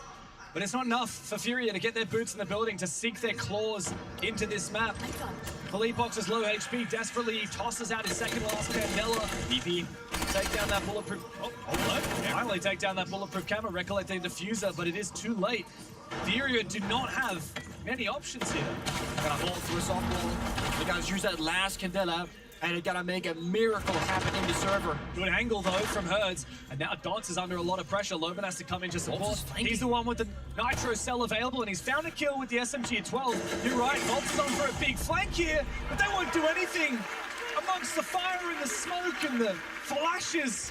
Loban finds them all. The Warden is not to be deceived. And Fluxo W7M make it a 4-1 scoreline. No, I want to praise Furia for having the balls to go for that attack, but it is very much we win or lose in 20 seconds kind of meta. Because you go in, you plant, you win the post plant every single time. Look, genuinely. You win or lose based on whether they pick the Warden, to be honest. Also that. The Azami ban came out, right? Yeah. It didn't get rid of the Warden. And then they're relying on smokes and flashes. Well, I'm pretty sure what happened here is that they didn't start with this strat in mind when the round, drone phase started. They saw the heavy library setup, the mirror window in office, mirror window in library, 3 people, 1 bar, 2 library. They thought the bombs is gonna be weak.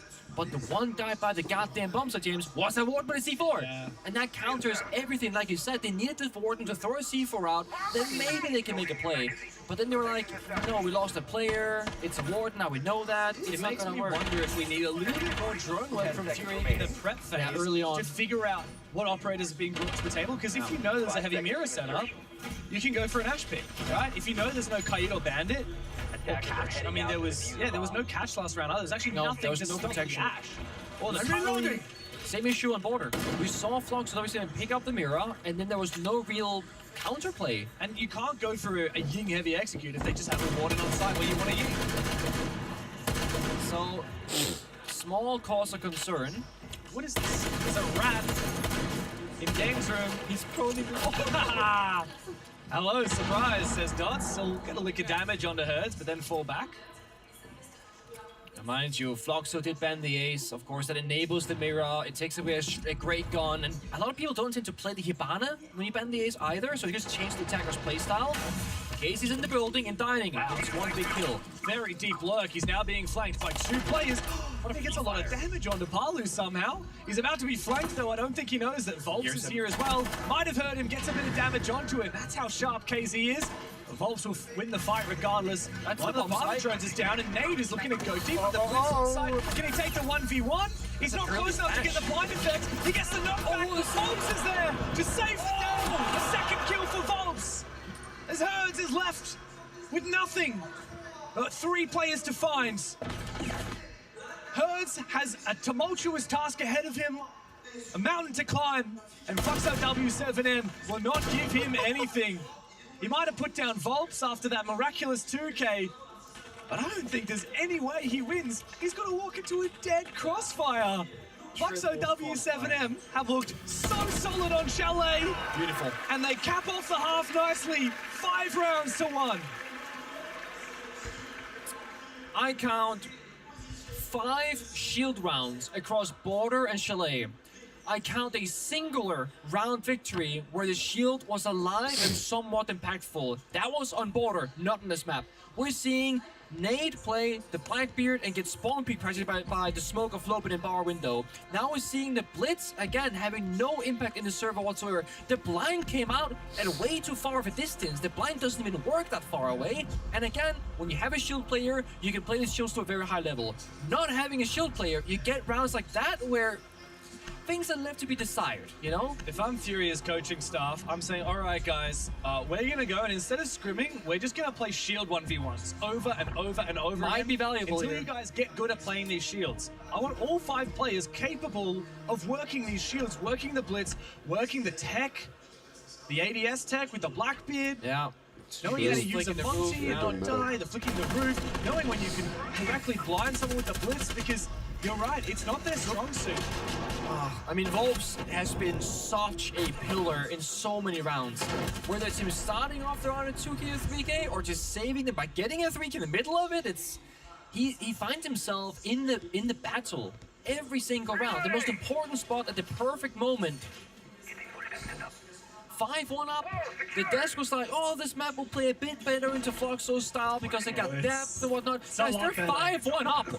It's not a little bit better. Once upon a time, Chalet was regarded as a very attacker-sided map. Yeah. At SI, it's been 52% for the defense. So, 4% differential between the 2 sides. So, yes, Fluxo W7 will probably expect to have a little bit more luck in that first half. However, I mean, Furia decided to start on the attacking side. And a 5-1, I mean, that's almost inexcusable. I know Cafe is very different, but when we're looking at the strategical levels to Floxo W7M, the further we get into this game, the more I tend to favor them in the entire series. But that tells a very dangerous start of Fury in their future. Scary prospects. Is it the last dance? Well, certainly think it could be if Fury are to go out in the top 6 without making it to the top 3 like they did in Boston last year. But there's no question what the priority is, what the target is for Fury. It's championship. Dots has made his way forward. He's about to get shot in the side. The Leapox is exactly where he is. The nade comes out. And he 1v1 the Blackbeard. Dots gets a little bit too aggressive and loses his head. But meanwhile, KZ has fallen. Smart play. Fury are left pretty lonely, and Leapox is traded back by Dodes. It's an important kill.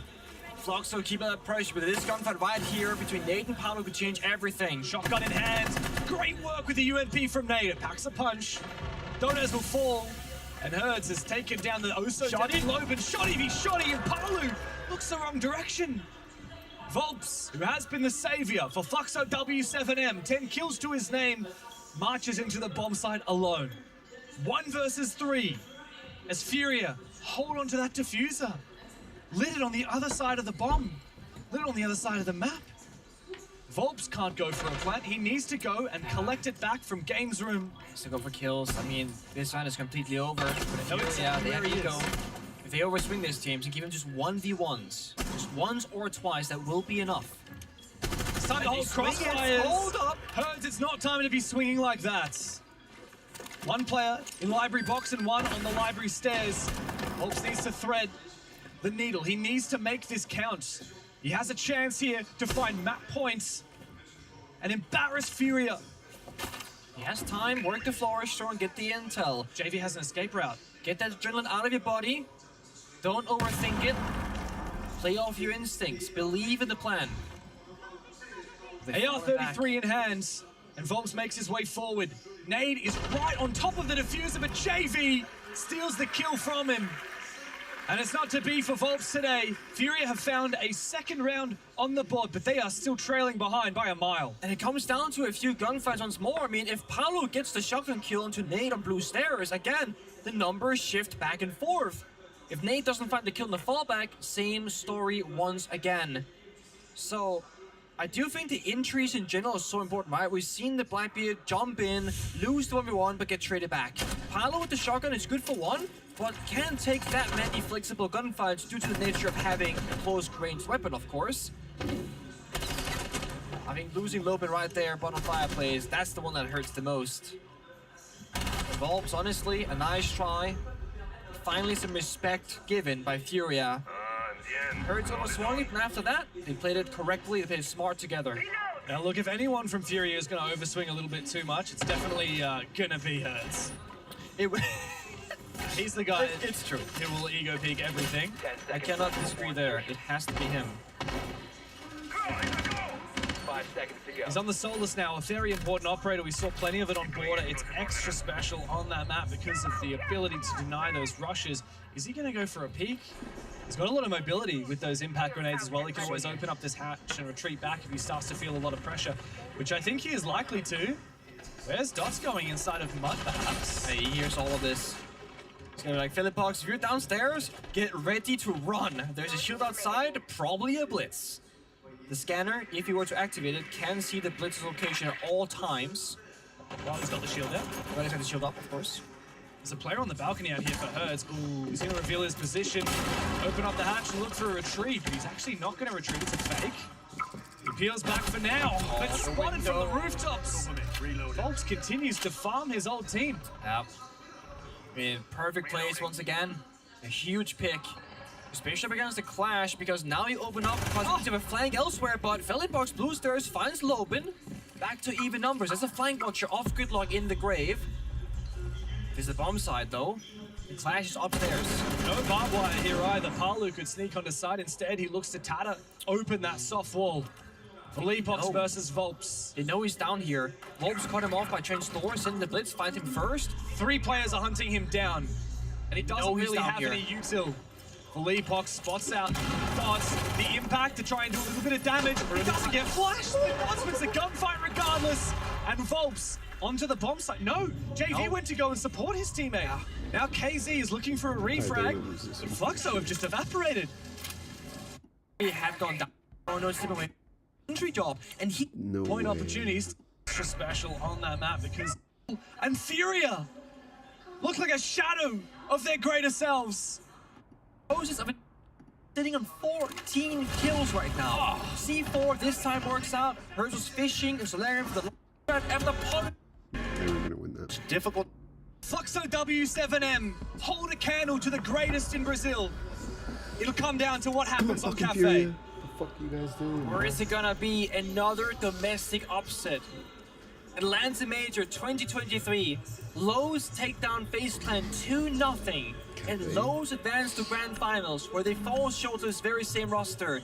Could it be that revenge 2 years, 2.5 years in fact later, looking to take Furia away from the possibility of going further, and they themselves look for another game? Clutches, big moments, very big individual performances. We've seen so many things in this BO3 so far. Cafe.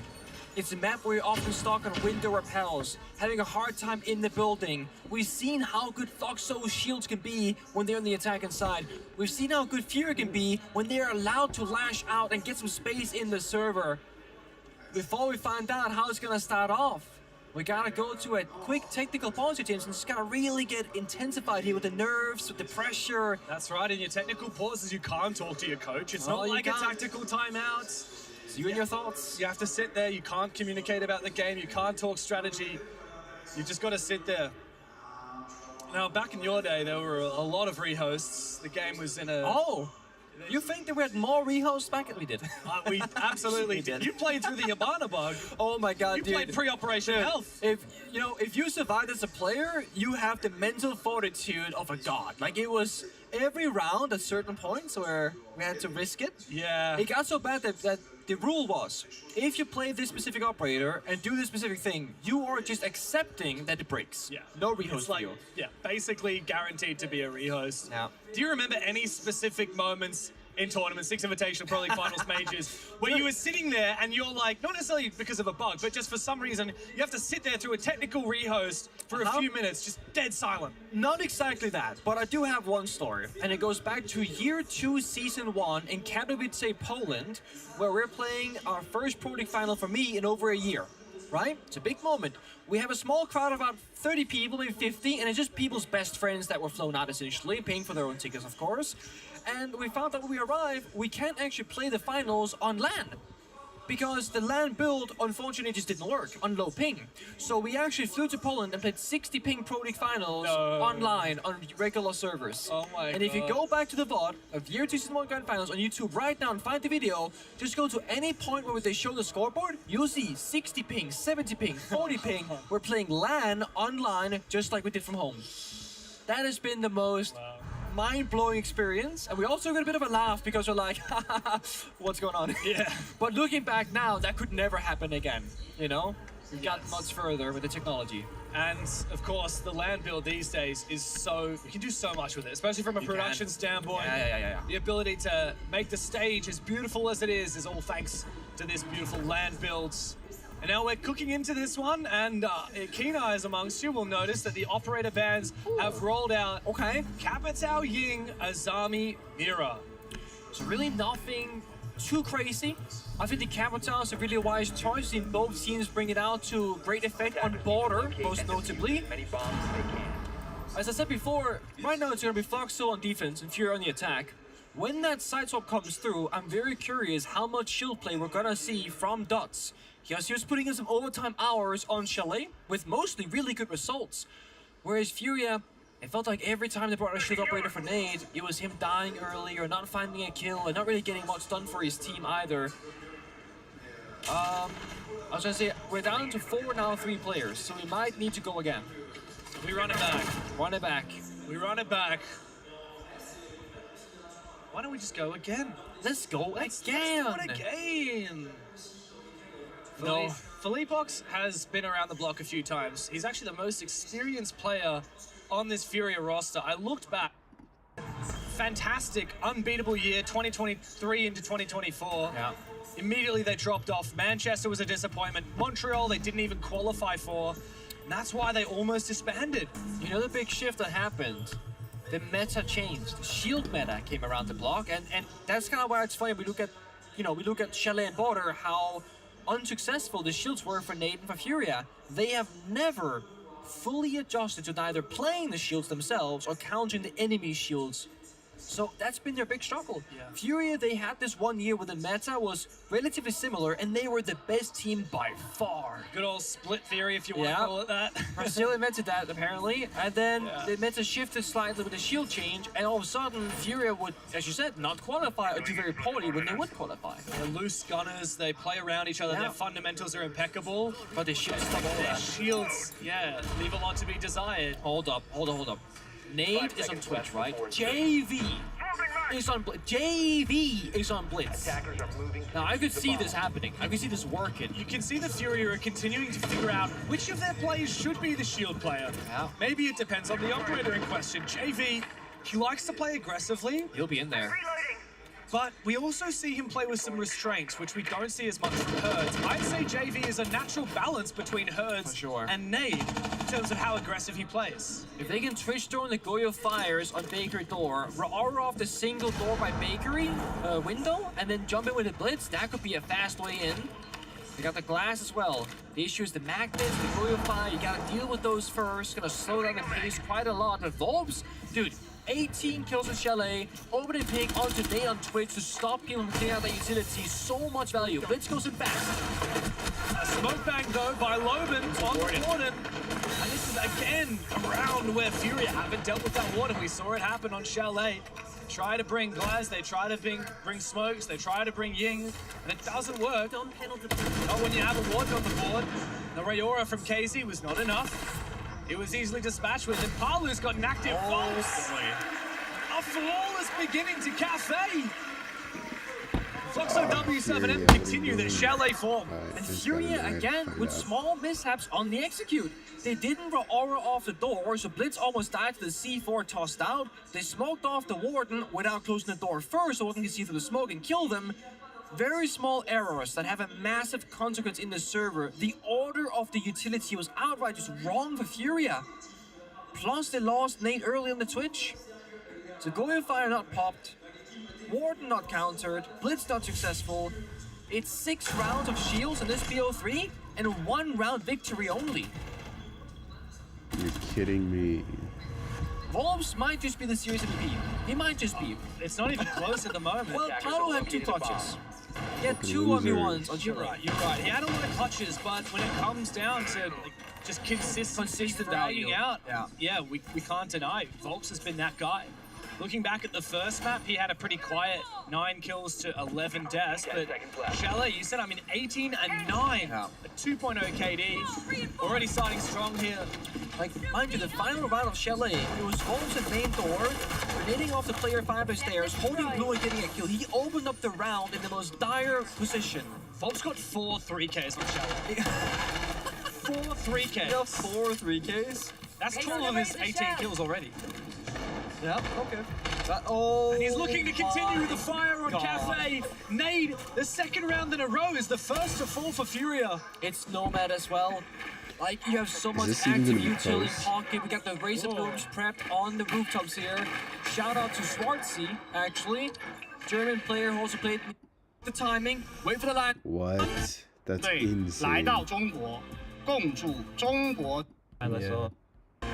He's down. Been really impressed with both of these teams. They're just so darn good at it. But certainly for Cafe, fences and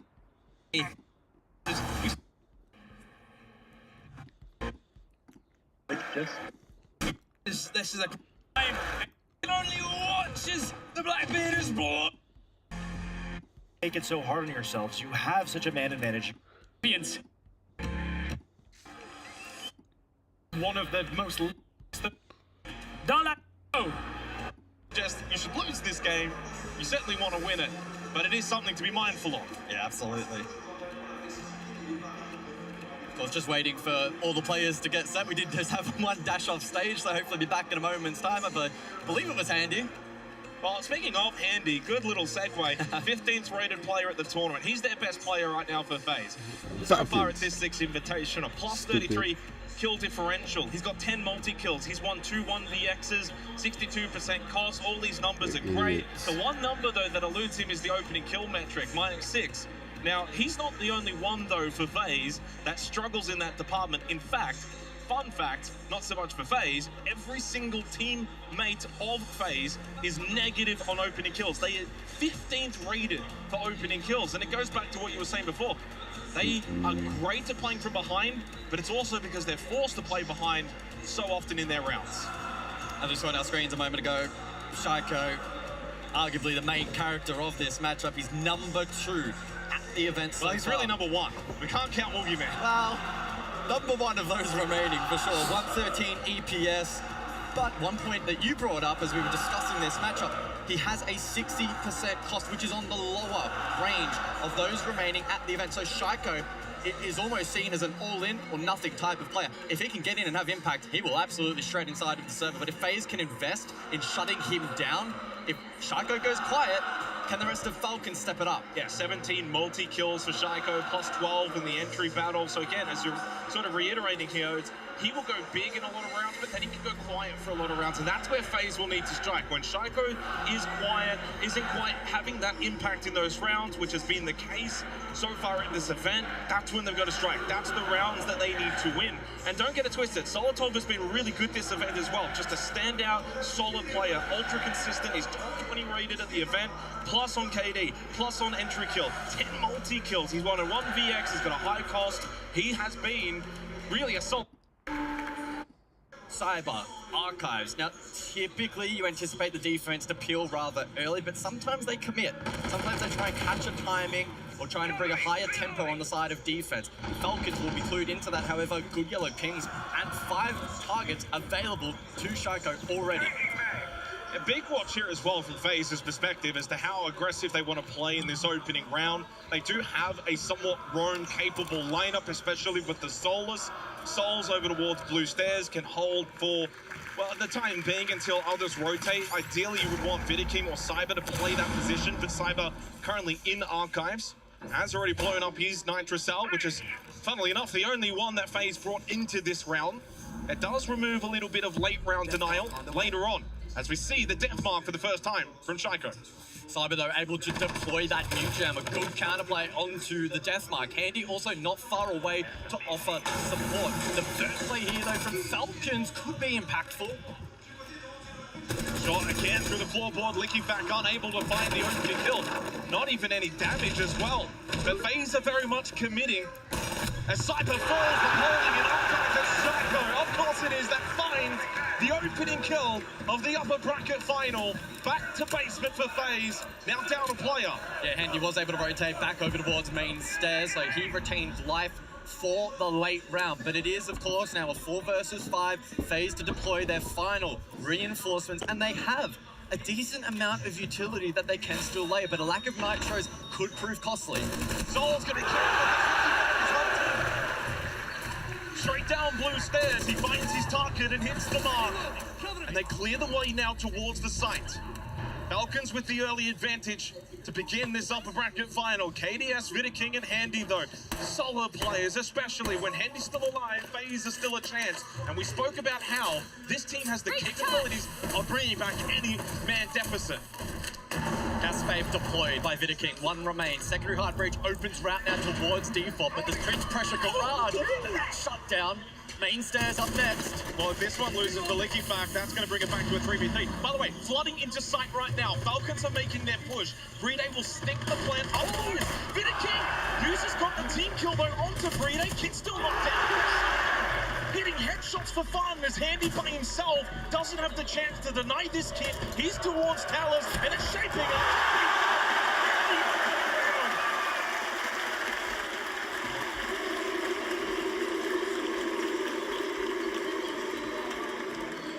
Falcons ticking all the right boxes there in round number 1. A great clear over towards Archives and Talos initially. Shaiko getting good value from the Deimos and drop Cyber at the midpoint of the round to give Falcons the advantage. They cleared blue nicely. They had route towards default. They identified that a flood was the most optimal win condition for them. And sure, Vidiking with a nice denial, but they swept into action. The backline from Falcons was really clean, and I think they'll be quite pleased with how this opening round has concluded. I mean, I thought that was such a solid play from Vidiking to just disrupt that plant from going down. But Falcons had the numbers, they had the prio positions. So from basement to top floor, no repeat for FaZe. Instead of opting to go for lockers and CCTV again, we head to CEO Executive for the second round. The top floor is going to be rather challenging for defense in this first half. At least that's the expectation. Mira is banned out. The Capital selected by Brede is available. And so this should facilitate and allow for more direct hits from attack, more repulse-centric play focused in on CEO itself, on that A objective, as opposed to, you know, needing to manufacture plays over towards Lobby, Banana, Kanto, etc. Now they have the tools to do that as well. And so that's going to enclose this defense, and there should be a lot of perceived pressure on FaZe if Falcons deploy this utility correctly. And don't forget Shaiko as well. He'll also be able to clear a lot of this utility and at least give Falcons a couple of backup options if required. Very much should be able to get Kanto opened up with the X-Kairos. Oh, Handy. Well, he finds a Nitrocell. That was front desk over towards Solitov playing Repel.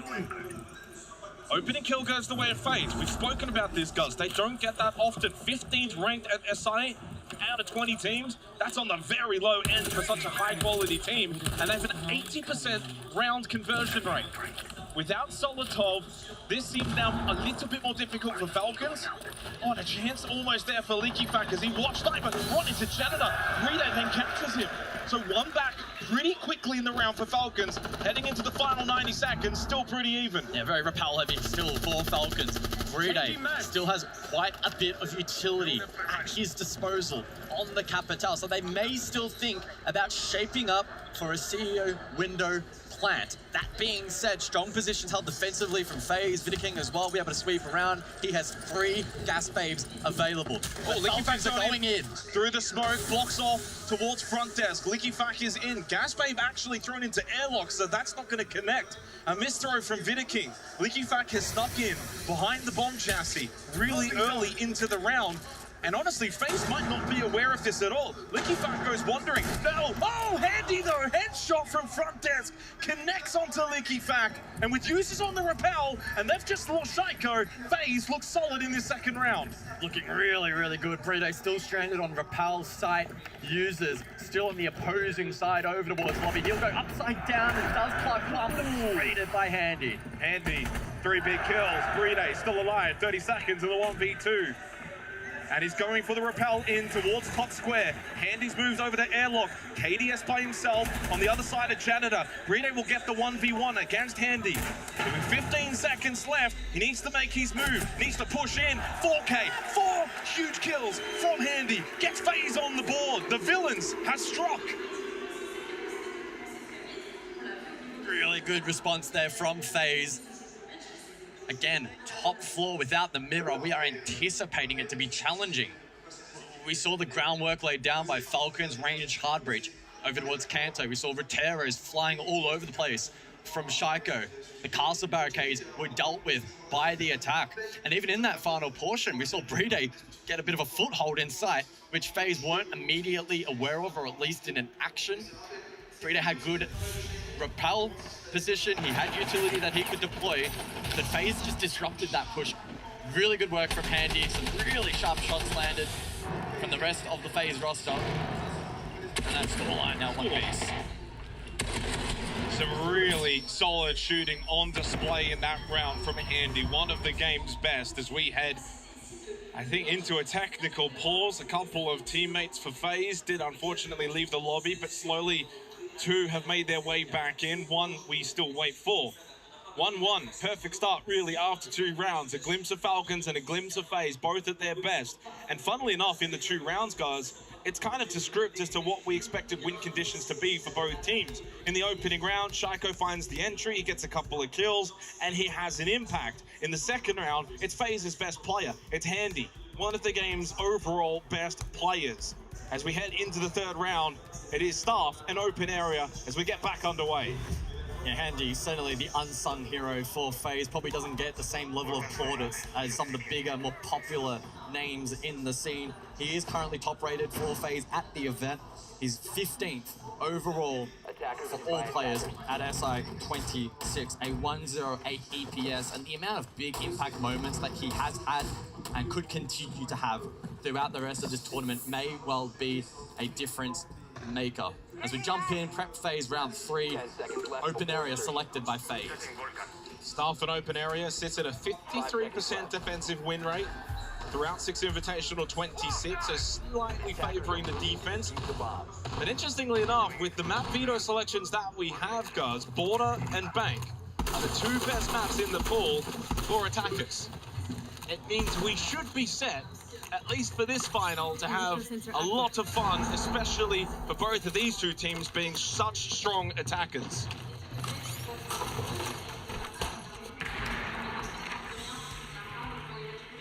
So the ram in play from Falcons.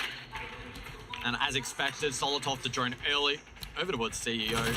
Falcons want to contest up above, get control, and then work to flush that defense back into a corner, back towards side. Flashes deployed. Ooh, Handy a contest. Handy's looking so good right now.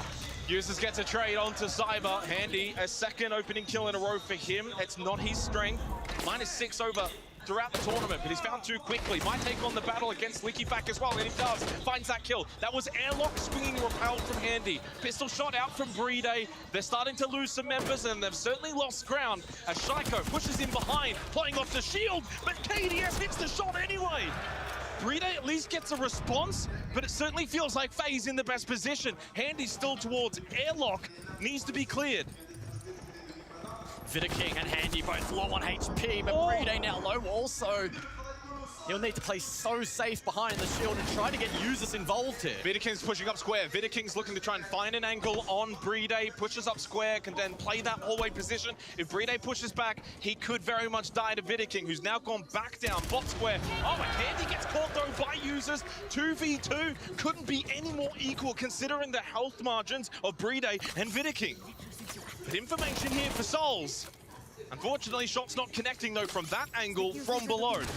60 seconds left. Brede with a couple of smokes that he can layer, but Souls likely to be the one at least for FaZe here to try and step up and play the anchor role. Vidaking is so low on HP that it's difficult to be reliant on him to have impact later in this round. Falcons have a bit of time. They can work that. Oh, great drone as well here over towards lobby. Brede has one square as well. So Falcons, users and Brede specifically, should be able to ascertain a good read here as to where these anchors for FaZe are positioned. And on the flip side, Souls can get information himself as the Solus in terms of where that's kick coming from. Double push from Beepers. Users knows he needs to try and win these shots. Brede cannot be overly aggressive. With how low he is on health, even a shoulder shot will see him go down. Users has gone admin side, runs into Vidaking. Brede gets caught by Souls. FaZe take the round. Despite a solid effort from Users and Brede, FaZe hold on and they've taken the lead.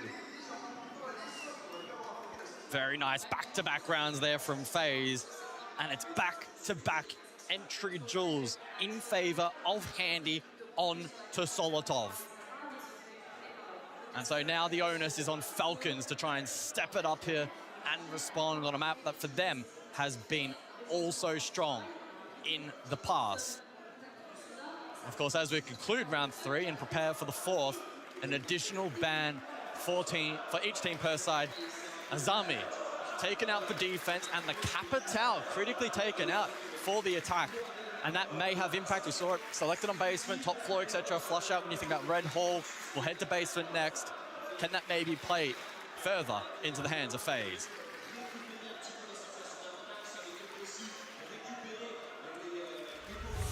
So we look back at the highlights from the previous round. Handy again just having such an influence to begin on Bank. He has begun this match 6-2, 2-0 on the entry as well with a 195 EPS. FaZe responding after losing the opening round, of which was on basement, and now where we return to. 10 seconds to go. A change in lineup for FaZe on the defense. 5 seconds to go. Saw the Azami banned away from FaZe guards, but they actually haven't played the operator even once in the first 3 rounds. As for the Capital, 2 from 3 rounds, and a very vital attacking operator for Lockers and CCTV. Handy over towards Lone. He wants to jump out. He might find success as LickyFac makes his way as Handy's looking for his 3rd straight opening kill. LickyFac not aware, not ready for the power play from Handy. That's 3 straight from one of our game's best as he's making his impact known for FaZe. He's one of their win conditions and he is showing up.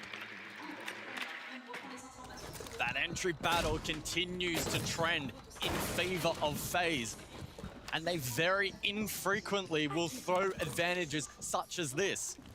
Falcons do have time on their side, but for a basement hit, you need tradability. There's you no need one to be able close. to throw bodies. You're just clearing out an Archives Teller's position where there's no one holding. Already FaZe with that opening kill means that most KDS can stay open area, get rid of a few drones. Doesn't get rid of that drone from users, but drops anyway. 5 in sight now for FaZe. It's the perfect way that you want to start Lockers and CCTV. Yep.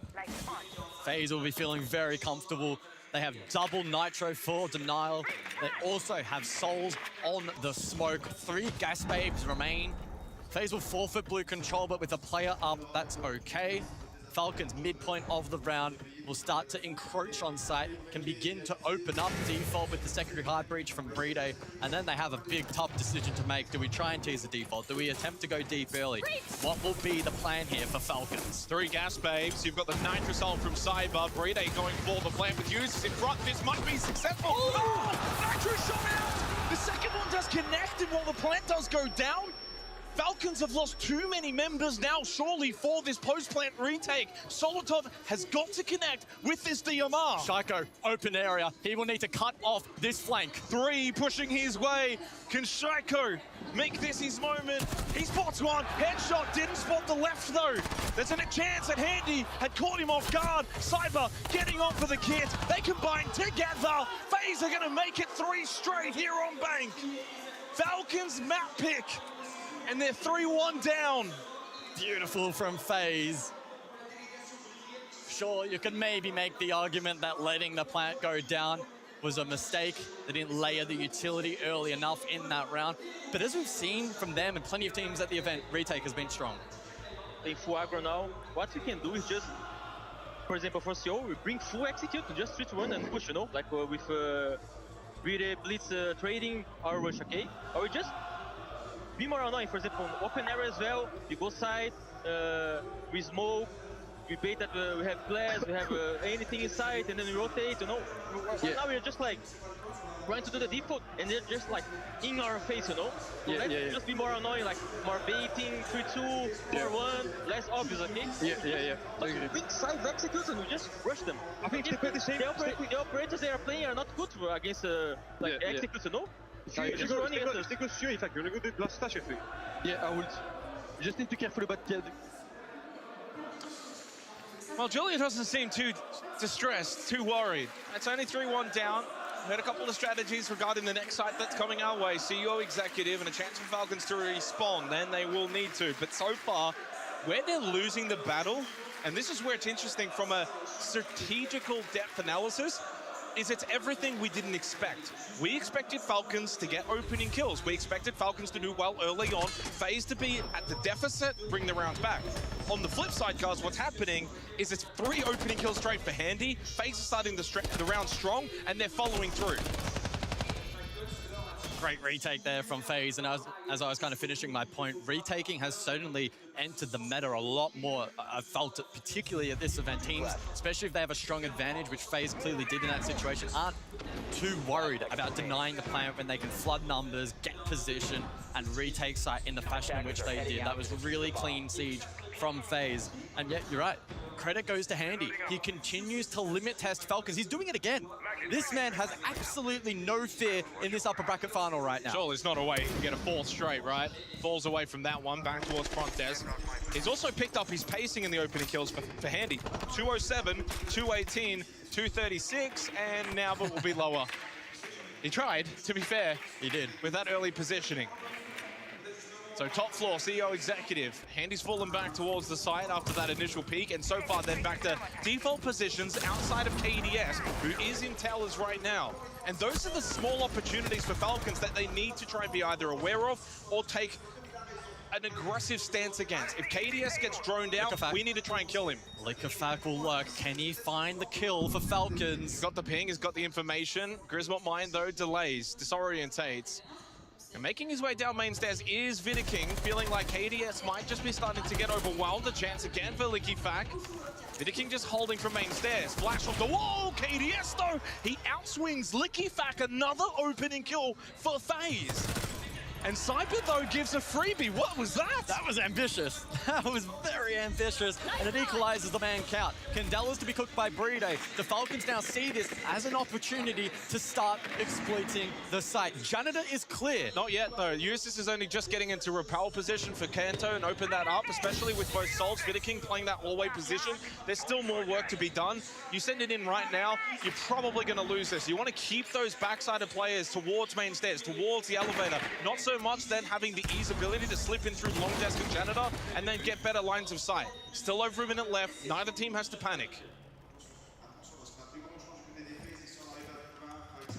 Souls is trapped right now. Vidiking makes the cross. He actually just didn't even get shot by Usis. Must have unpeaked at the wrong time. Shaiko droning his way through top square. And Bride might go for a top square repel in as well. It seems like maybe Falcons will abandon the more so repel-centric strategy, although Bride has now shuffled back over, and he's the one with the kit. Structurally, it looks so similar to the last round out. Solotov got him. The fight. And they might go off that. Bride might go into airlock, and then they probably need to. Just lost Solotov. Bride still on the repel, can't find an angle. And he's kept his position in a really good spot. Shaiko gets rid of Vidiking. 1v1 against KDS in the hallway. Shaiko gets him with the headshot. Bride wins from the repel. There are Falcons. There we go. High fives all around for Falcons as they respond in round number 5. A 2-3 scoreline and an opportunity here on Attack Bank to equalize that scoreline. Structurally, the late round there from both teams positionally, especially from the defensive phase, was rather similar. But that timeout, great disrupt over towards lobby stairs. We saw Solotov finally get in on the action and have impact in this match. He gets 2 in the round, and that's a key one over towards Elevator, and then Handy, critically, was ultimately shut down as well. Questions to be asked of Cyber, that jump out attempt is highly, highly ambitious. But when Falcons found that trigger point with about 30 to 40 seconds on the clock, they made it count. And Shaiko looks very, very sharp so far today as well. So 2-3, just like that. And honestly, if this gets to a 3-3 half, it's probably par for the course for both teams. On a map that's pretty close to that 50-50 metric, it's, I believe, well, looking at the stats, it's 52 to 48 in favor of defense. But at that point, it's really difficult to split hairs. For all intents and purposes, a 3-3 half sounds about right. Staff in open area is where we go for the final round of this opening half. 4 rounds straight that FaZe have gotten the opening kill. 2 onto Likifac and 2 onto Solotov. If Falcons flip that, they'll be in a position they haven't been in since the opening round, of which they converted. 8-3 start for Handy, but interestingly enough, it's only Vidikingers that also finds himself as the only other one positive for FaZe. Cyber 1-4, Souls 1-3, KDS 3-4. It's all on Handy to perform right now for FaZe.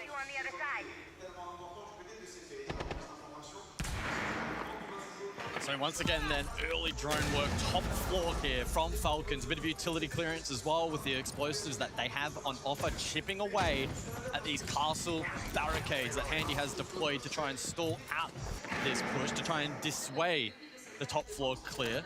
No ram this time out for Falcons, and that may be indicative of a slightly different game plan from them, but it's Likifac elsewhere to find Handy, who finally will fall on entry. Yeah, that's a ATM's peak towards front desk, good angle. DMR for Likifac gives him the advantage. Poor old Handy just trying to, of course, be the one to make something happen, but then that comes with the risk-reward factor. In this case, the risk. Now he's the opening death. The star player for FaZe down. Finally an opening kill for Falcons. They got 90 seconds to take advantage of the situation they find themselves in, as we see a pre-placed Nitrocell by Cyber. Vidiking as well will make a final stand over towards Jan. Is this a position that Falcons are ready to clear? Are they aware of this position? Because Vidiking from here can have big impact. He's not necessarily forced to drop. Also presence inside of stock mine. Nitrocell shot out. Nice from Solotov. And there's the drop. Vidiking also did get caught in the meantime. KDS is in a position that he has to drop. Likifac was pushing top main stairs. He couldn't even opt to take the battle with Solotov, even if he wanted to. Forced into the drop. Good positioning by Falcons. They've got the 2-player advantage now. Cyber's position also, well, was about to be known. Over towards bot main. He could push up blue stairs. Shaiko just sits prone towards top square. Keeps that position on the lock and key for Falcons. It leaves then poor old KDS and Souls as the only 2 on site for FaZe, and Souls has been obliterated. KDS the only one on site. Cyber can push out a blue. Should have gotten that kill. He does. Converts. Finally makes amends. But up close towards Beepers. Here comes Solotov and Likifac. 2 in a row for Falcons. And we are tied at the end of the opening half. Better signs from Falcons to conclude the half. That's the kind of Falcons that we expected to see more of here on Bank. But they've given themselves a strong foundation, a 3-3 half as they now prepare for defense. Really like their ability in that last round to finally shut down Handy, who has been a menace so far in this series. That was facilitated by really good utility clearance on the top floor in the preset position on Repel from Liquefact, who lands his shot. Flood elsewhere was really, really clean. Falcons playing as one in that final attack. So all tied at the half. It's been a roller coaster of a first half. Falcons came out of the gates, got the crowd on their feet, then 3 straight to FaZe before FaZe gave up 2 rounds straight to Falcons, leaving us tied right where we began at the start of this upper bracket final. Falcons now go defense. The bands Monty, Grim, Mira, and Kaid, as Lockers and CCTV will be the site choice to begin the second half.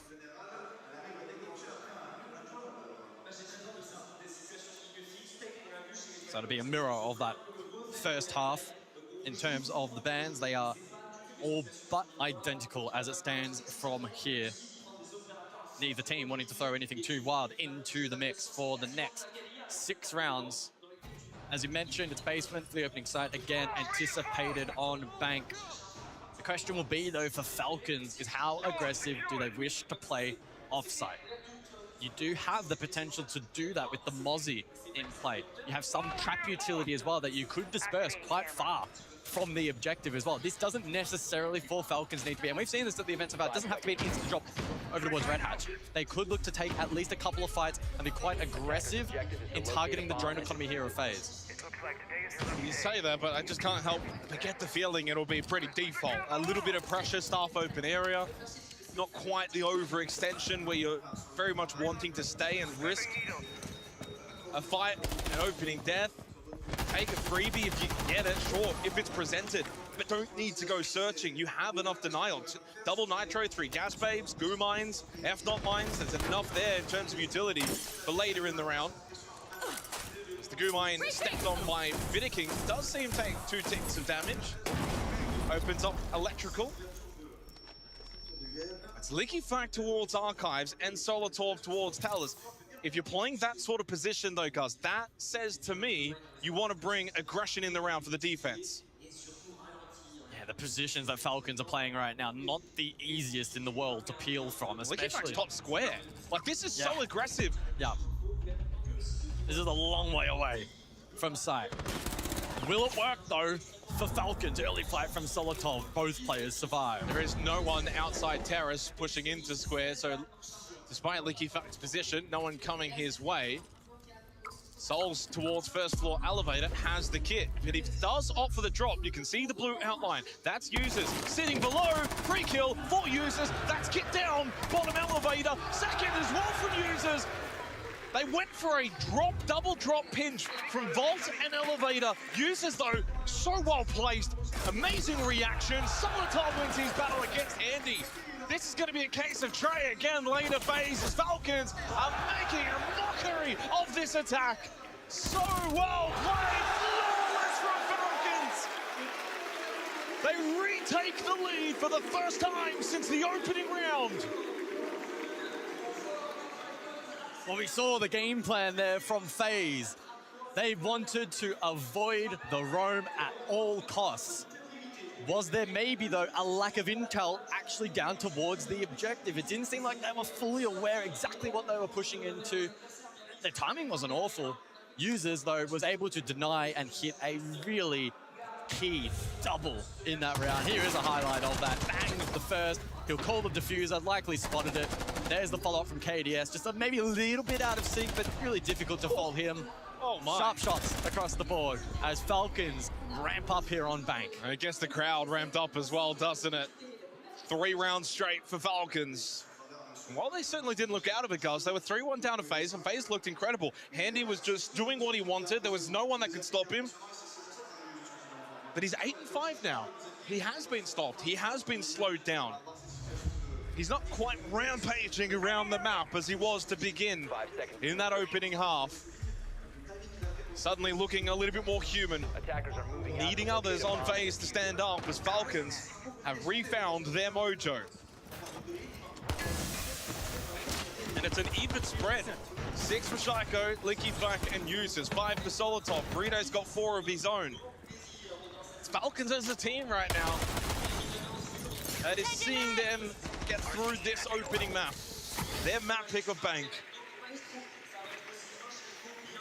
And that was really the storyline for FaZe heading into this matchup. Their highest rated player at the event overall, 15th. We expected to see really strong team play from FaZe, and we've seen glimpses of it, but Falcons have brought it to a next level so far. As we head to top 4, and it's the sense to be selected by FaZe. So the anticipation in this round is for the sense with those ROUs to facilitate a plant CEO. Now that's the typical game plan, but we're in an upper bracket final in SI. Wouldn't be shocked if we see some variant to that. I mean, you're already seeing variance in small doses, just even in the way that Falcons played that last round with Lorca CCTV. LickyFat pushing top square. You don't see that all that often. It's an ultra-aggressive play. Playing even Tellers and Archives instead of Staff and Open. So on a very micro scale, you're seeing, oh my goodness, 3s off screen. Making the round's basically done. We saw one kill. FaZe just completely destroyed Falcons in that round. Where did that come from? A solid 3-2-1 go hit into the map has seen this all tied up 4-4 in the blink of an eye. Very unusual that you will see a trigger point in a round so early, like we did there from FaZe. They established good information and they were able to action it so quickly, not giving Falcons any opportunity to respond. Didn't allow them to play around some of the wing cons that they did have available. Strong repel from Jay. I mean, it was just ultra aggression from FaZe. Ascend up Banana, repel down Skylight. Didn't give up an opportunity, like I mentioned, for Falcons to be able to respond, lay a utility, find trades. Handy again though, isn't it? Yeah. He gets the opening pick, he got a second follow-up as well, but it's also the fact that they're playing off him. We're going to push up, Nana. We're going to try and take space. We're going to create these fights. You're in a great position. Upside down repel. They might not be wary for that. And also, from the defender's angle, it's like, who do you take the fight against? The guy pushing up Banana Stairs or the guy who's down on the Skylight? You can't really get both. It's a difficult trade. So you kind of then sometimes even get caught in the middle. Very quick aggression from FaZe. And for what it's worth, Gus, we've now played 8 rounds. Only one, the opening kill, was not converted. That was back in round 5. Otherwise, it's a very strong conversion rate heading into the second half of this opening map. These opening kills are mattering. Yeah. Open area for round 9. Handy, given the license on the Nook. He's playing outstanding right now. You've just got to give him his flowers. He's been a difference maker. Absolutely. He doesn't perform like this. FaZe are probably down 6-2 or something. Like, it's that much of an impact. Nitro Solitov. A decent effort through the floorboard, but it doesn't hit KDS. He survives. KDS on the ramp this round. And so FaZe will be rather eager to contest this upstairs extension from the defense, facilitated by users primarily on the castle and those in support, like Solitov, for instance. Oh, below with Nitro. Oh, it's Handy again! Oh, he's making such a big statement. The trade from users, it's there, sure. But Handy again does his job, gets rid of a roaming Solitov on the Mozzie. 11-6 now for FaZe, a superstar. But fortunately with users getting that trade, it does limit his damage. Now, no longer being able to lurk on that Nook. FaZe lose a lot of aggression from here for the rest of their attack in this round. LickyFat. Where's he going? That was not the play. Caught by Cyber, and FaZe now with the advantage, and they have a lot of time. They have a decent pocket of util. Falcons find them very quickly, already on the back foot. Users also getting tagged up, a combination of KDS and Vidiking. Users, I don't know if staying around here is the right option. He keeps peppering, wanting to take this battle against Cyber. They lose Shaiko, unable to make an impact. Users, well, you kept on trying, sure, but you were low health, and FaZe have been able to take the lead once again here on Bank. The boos do nothing against these Titans. 5-4 up for FaZe on Falcons map pick. Another great round from FaZe. Able to leverage Handy again. ATMs, gets the opening kill. It's through that defense into disarray. LickyFat gets caught. Users get stranded mainstairs. He can't get anywhere close to the objective to be impactful. He gets pinched. So that's 3 key moments in the round, heavily tilted towards FaZe.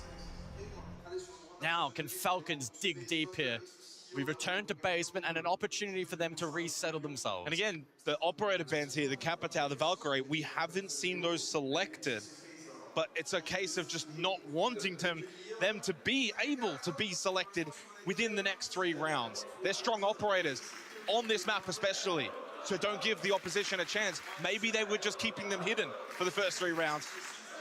Solid bands, despite not either of those operators being picked. Attackers have located a bomb.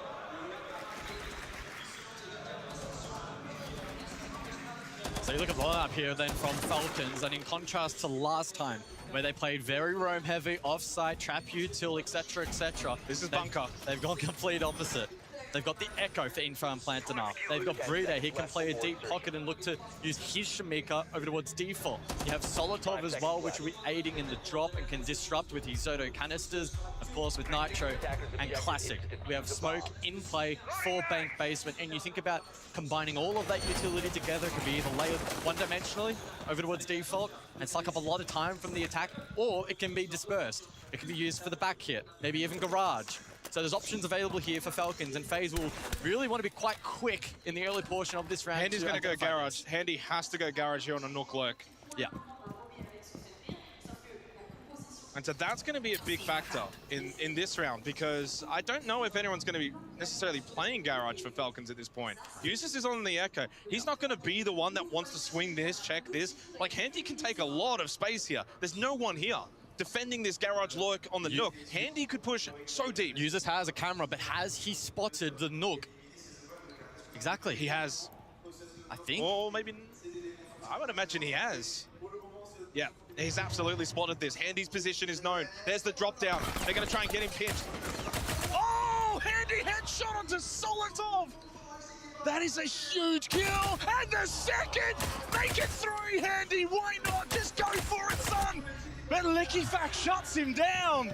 He had every single right to attempt that against LickyFac. 2 down. Most importantly, now there's no Echo. Well, Handy's dead, but at what cost for Falcons? A marvelous solo play there from Handy, and now the onus on the rest of FaZe to convert this advantage. An advantage that they have found themselves in on a couple of occasions at this event so far, but typically do a really, really good job at converting. It's full basement for Falcons. They'll play side, but this is tough. There's so much time on the board here for FaZe to go for any style of push they like. They can go default, they can go drop, they can send someone gold, they could even work Garage. There's so many options available. As you're pointing out though, to me in person, there's also equally a lot of denial utility for Falcons. So this isn't 100% FaZe's round to lose. Falcons could bite back here, but they need to be super efficient in how they deploy this utility. They have to get maximum value from LickyFac, from Bride, and then allow Shaiko to do the shooting. Okay, can Shaiko do said shooting? That's got to be his sole focus here. It's all Handy on one side. Falcons have been team-orientated, sure, and that's great. But Shaiko falls to Cyber. He's now going negative here at the live stage in front of his crowd, in front of his people. Leaves it now down to Bride and LickyFac with 25 seconds. This seems shambolic now for Falcons, but LickyFac gets another crucial kill. Trade. FaZe have just got the numbers. They've got everything. The site, the round, and soon to be, maybe the map. They did such a good job to convert that advantage. They did a phenomenal job up above to shut down Shaiko, and then the late pivot main to prevent any form of plant denial in the dying seconds as well. Beautiful to watch from FaZe, and they are now on map point here on Bank, and critically, the selection of Falcons as we start thinking about Border, a map which we didn't even expect to see in this series. It feels like FaZe are in a really good spot right now. Very good spot indeed. Well, who's going to be the one to stand up for Falcons? 2 rounds needed straight. Shaiko going negative. Solotov is going negative. Those 2 players have been the highest rated players for Falcons throughout this 6 Invitational. Shaiko had a plus 47 kill differential, plus 12 opening kills, and 17 multi-kill rounds coming into today. But he's 6 with 7 deaths. I had to pause there. There's no world in which we can say those numbers combined ever again. 2 rounds straight for Falcons. Who's going to be the one to stand up? Right now it's Leaky Fact leading the way. But Handy's the one that you've got to shut down. He's just doing whatever he wants. Plays the hard breach ace. Here for the first of 2 match point rounds for FaZe. Yeah, double ranged hard breach in combination with Cyber on the Hibana for this round. And so there should be a lot of repel play here from FaZe in this round. They'll create long lines of sight, especially if and when they can disrupt the band of batteries over towards Kanto. They'll look to repel lobby, site itself, and try to cut off this Falcons defense. They can then lay a utility and try to catch a misstep. This info from Vidaking really helps in aiding this playstyle from FaZe. That's a great drone. That will feed really good info they can, for the rest of this attack. Someone has to sit this cam and see this front desk player and whether or not they've got the ability to peek if they want to push up upstairs. Zyla, well, gets Licky back down on 1 HP. He can't make the cross. We saw him try and place that Kiba barrier, but it wasn't enough. The angle was still there for Cyber. Licky Fact will go down. It's another opening kill for FaZe. They have dominated in this department, despite us not feeling that would be the case coming into this match.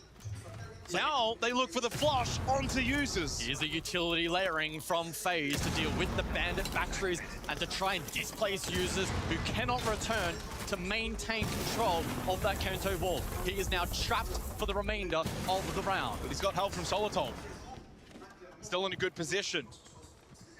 So if they make their way up FaZe and not aware of Solotov's good spot grenade playing towards front desk, but they are aware. The nade does connect. They clear them both out. It's as simple as that. And with those 2 kills, it's suddenly down to Shaiko and Bride. Gets one, traded though. It's not been his map. 9-4 Falcons as a team because the reigning champions have arrived in Paris as they take the opening map of this upper bracket final. Falcons map belongs to FaZe. Wow, what a performance from FaZe on Bank. Really clean work across the board. They have manipulated Falcons exactly how they wanted to. It's 14 kills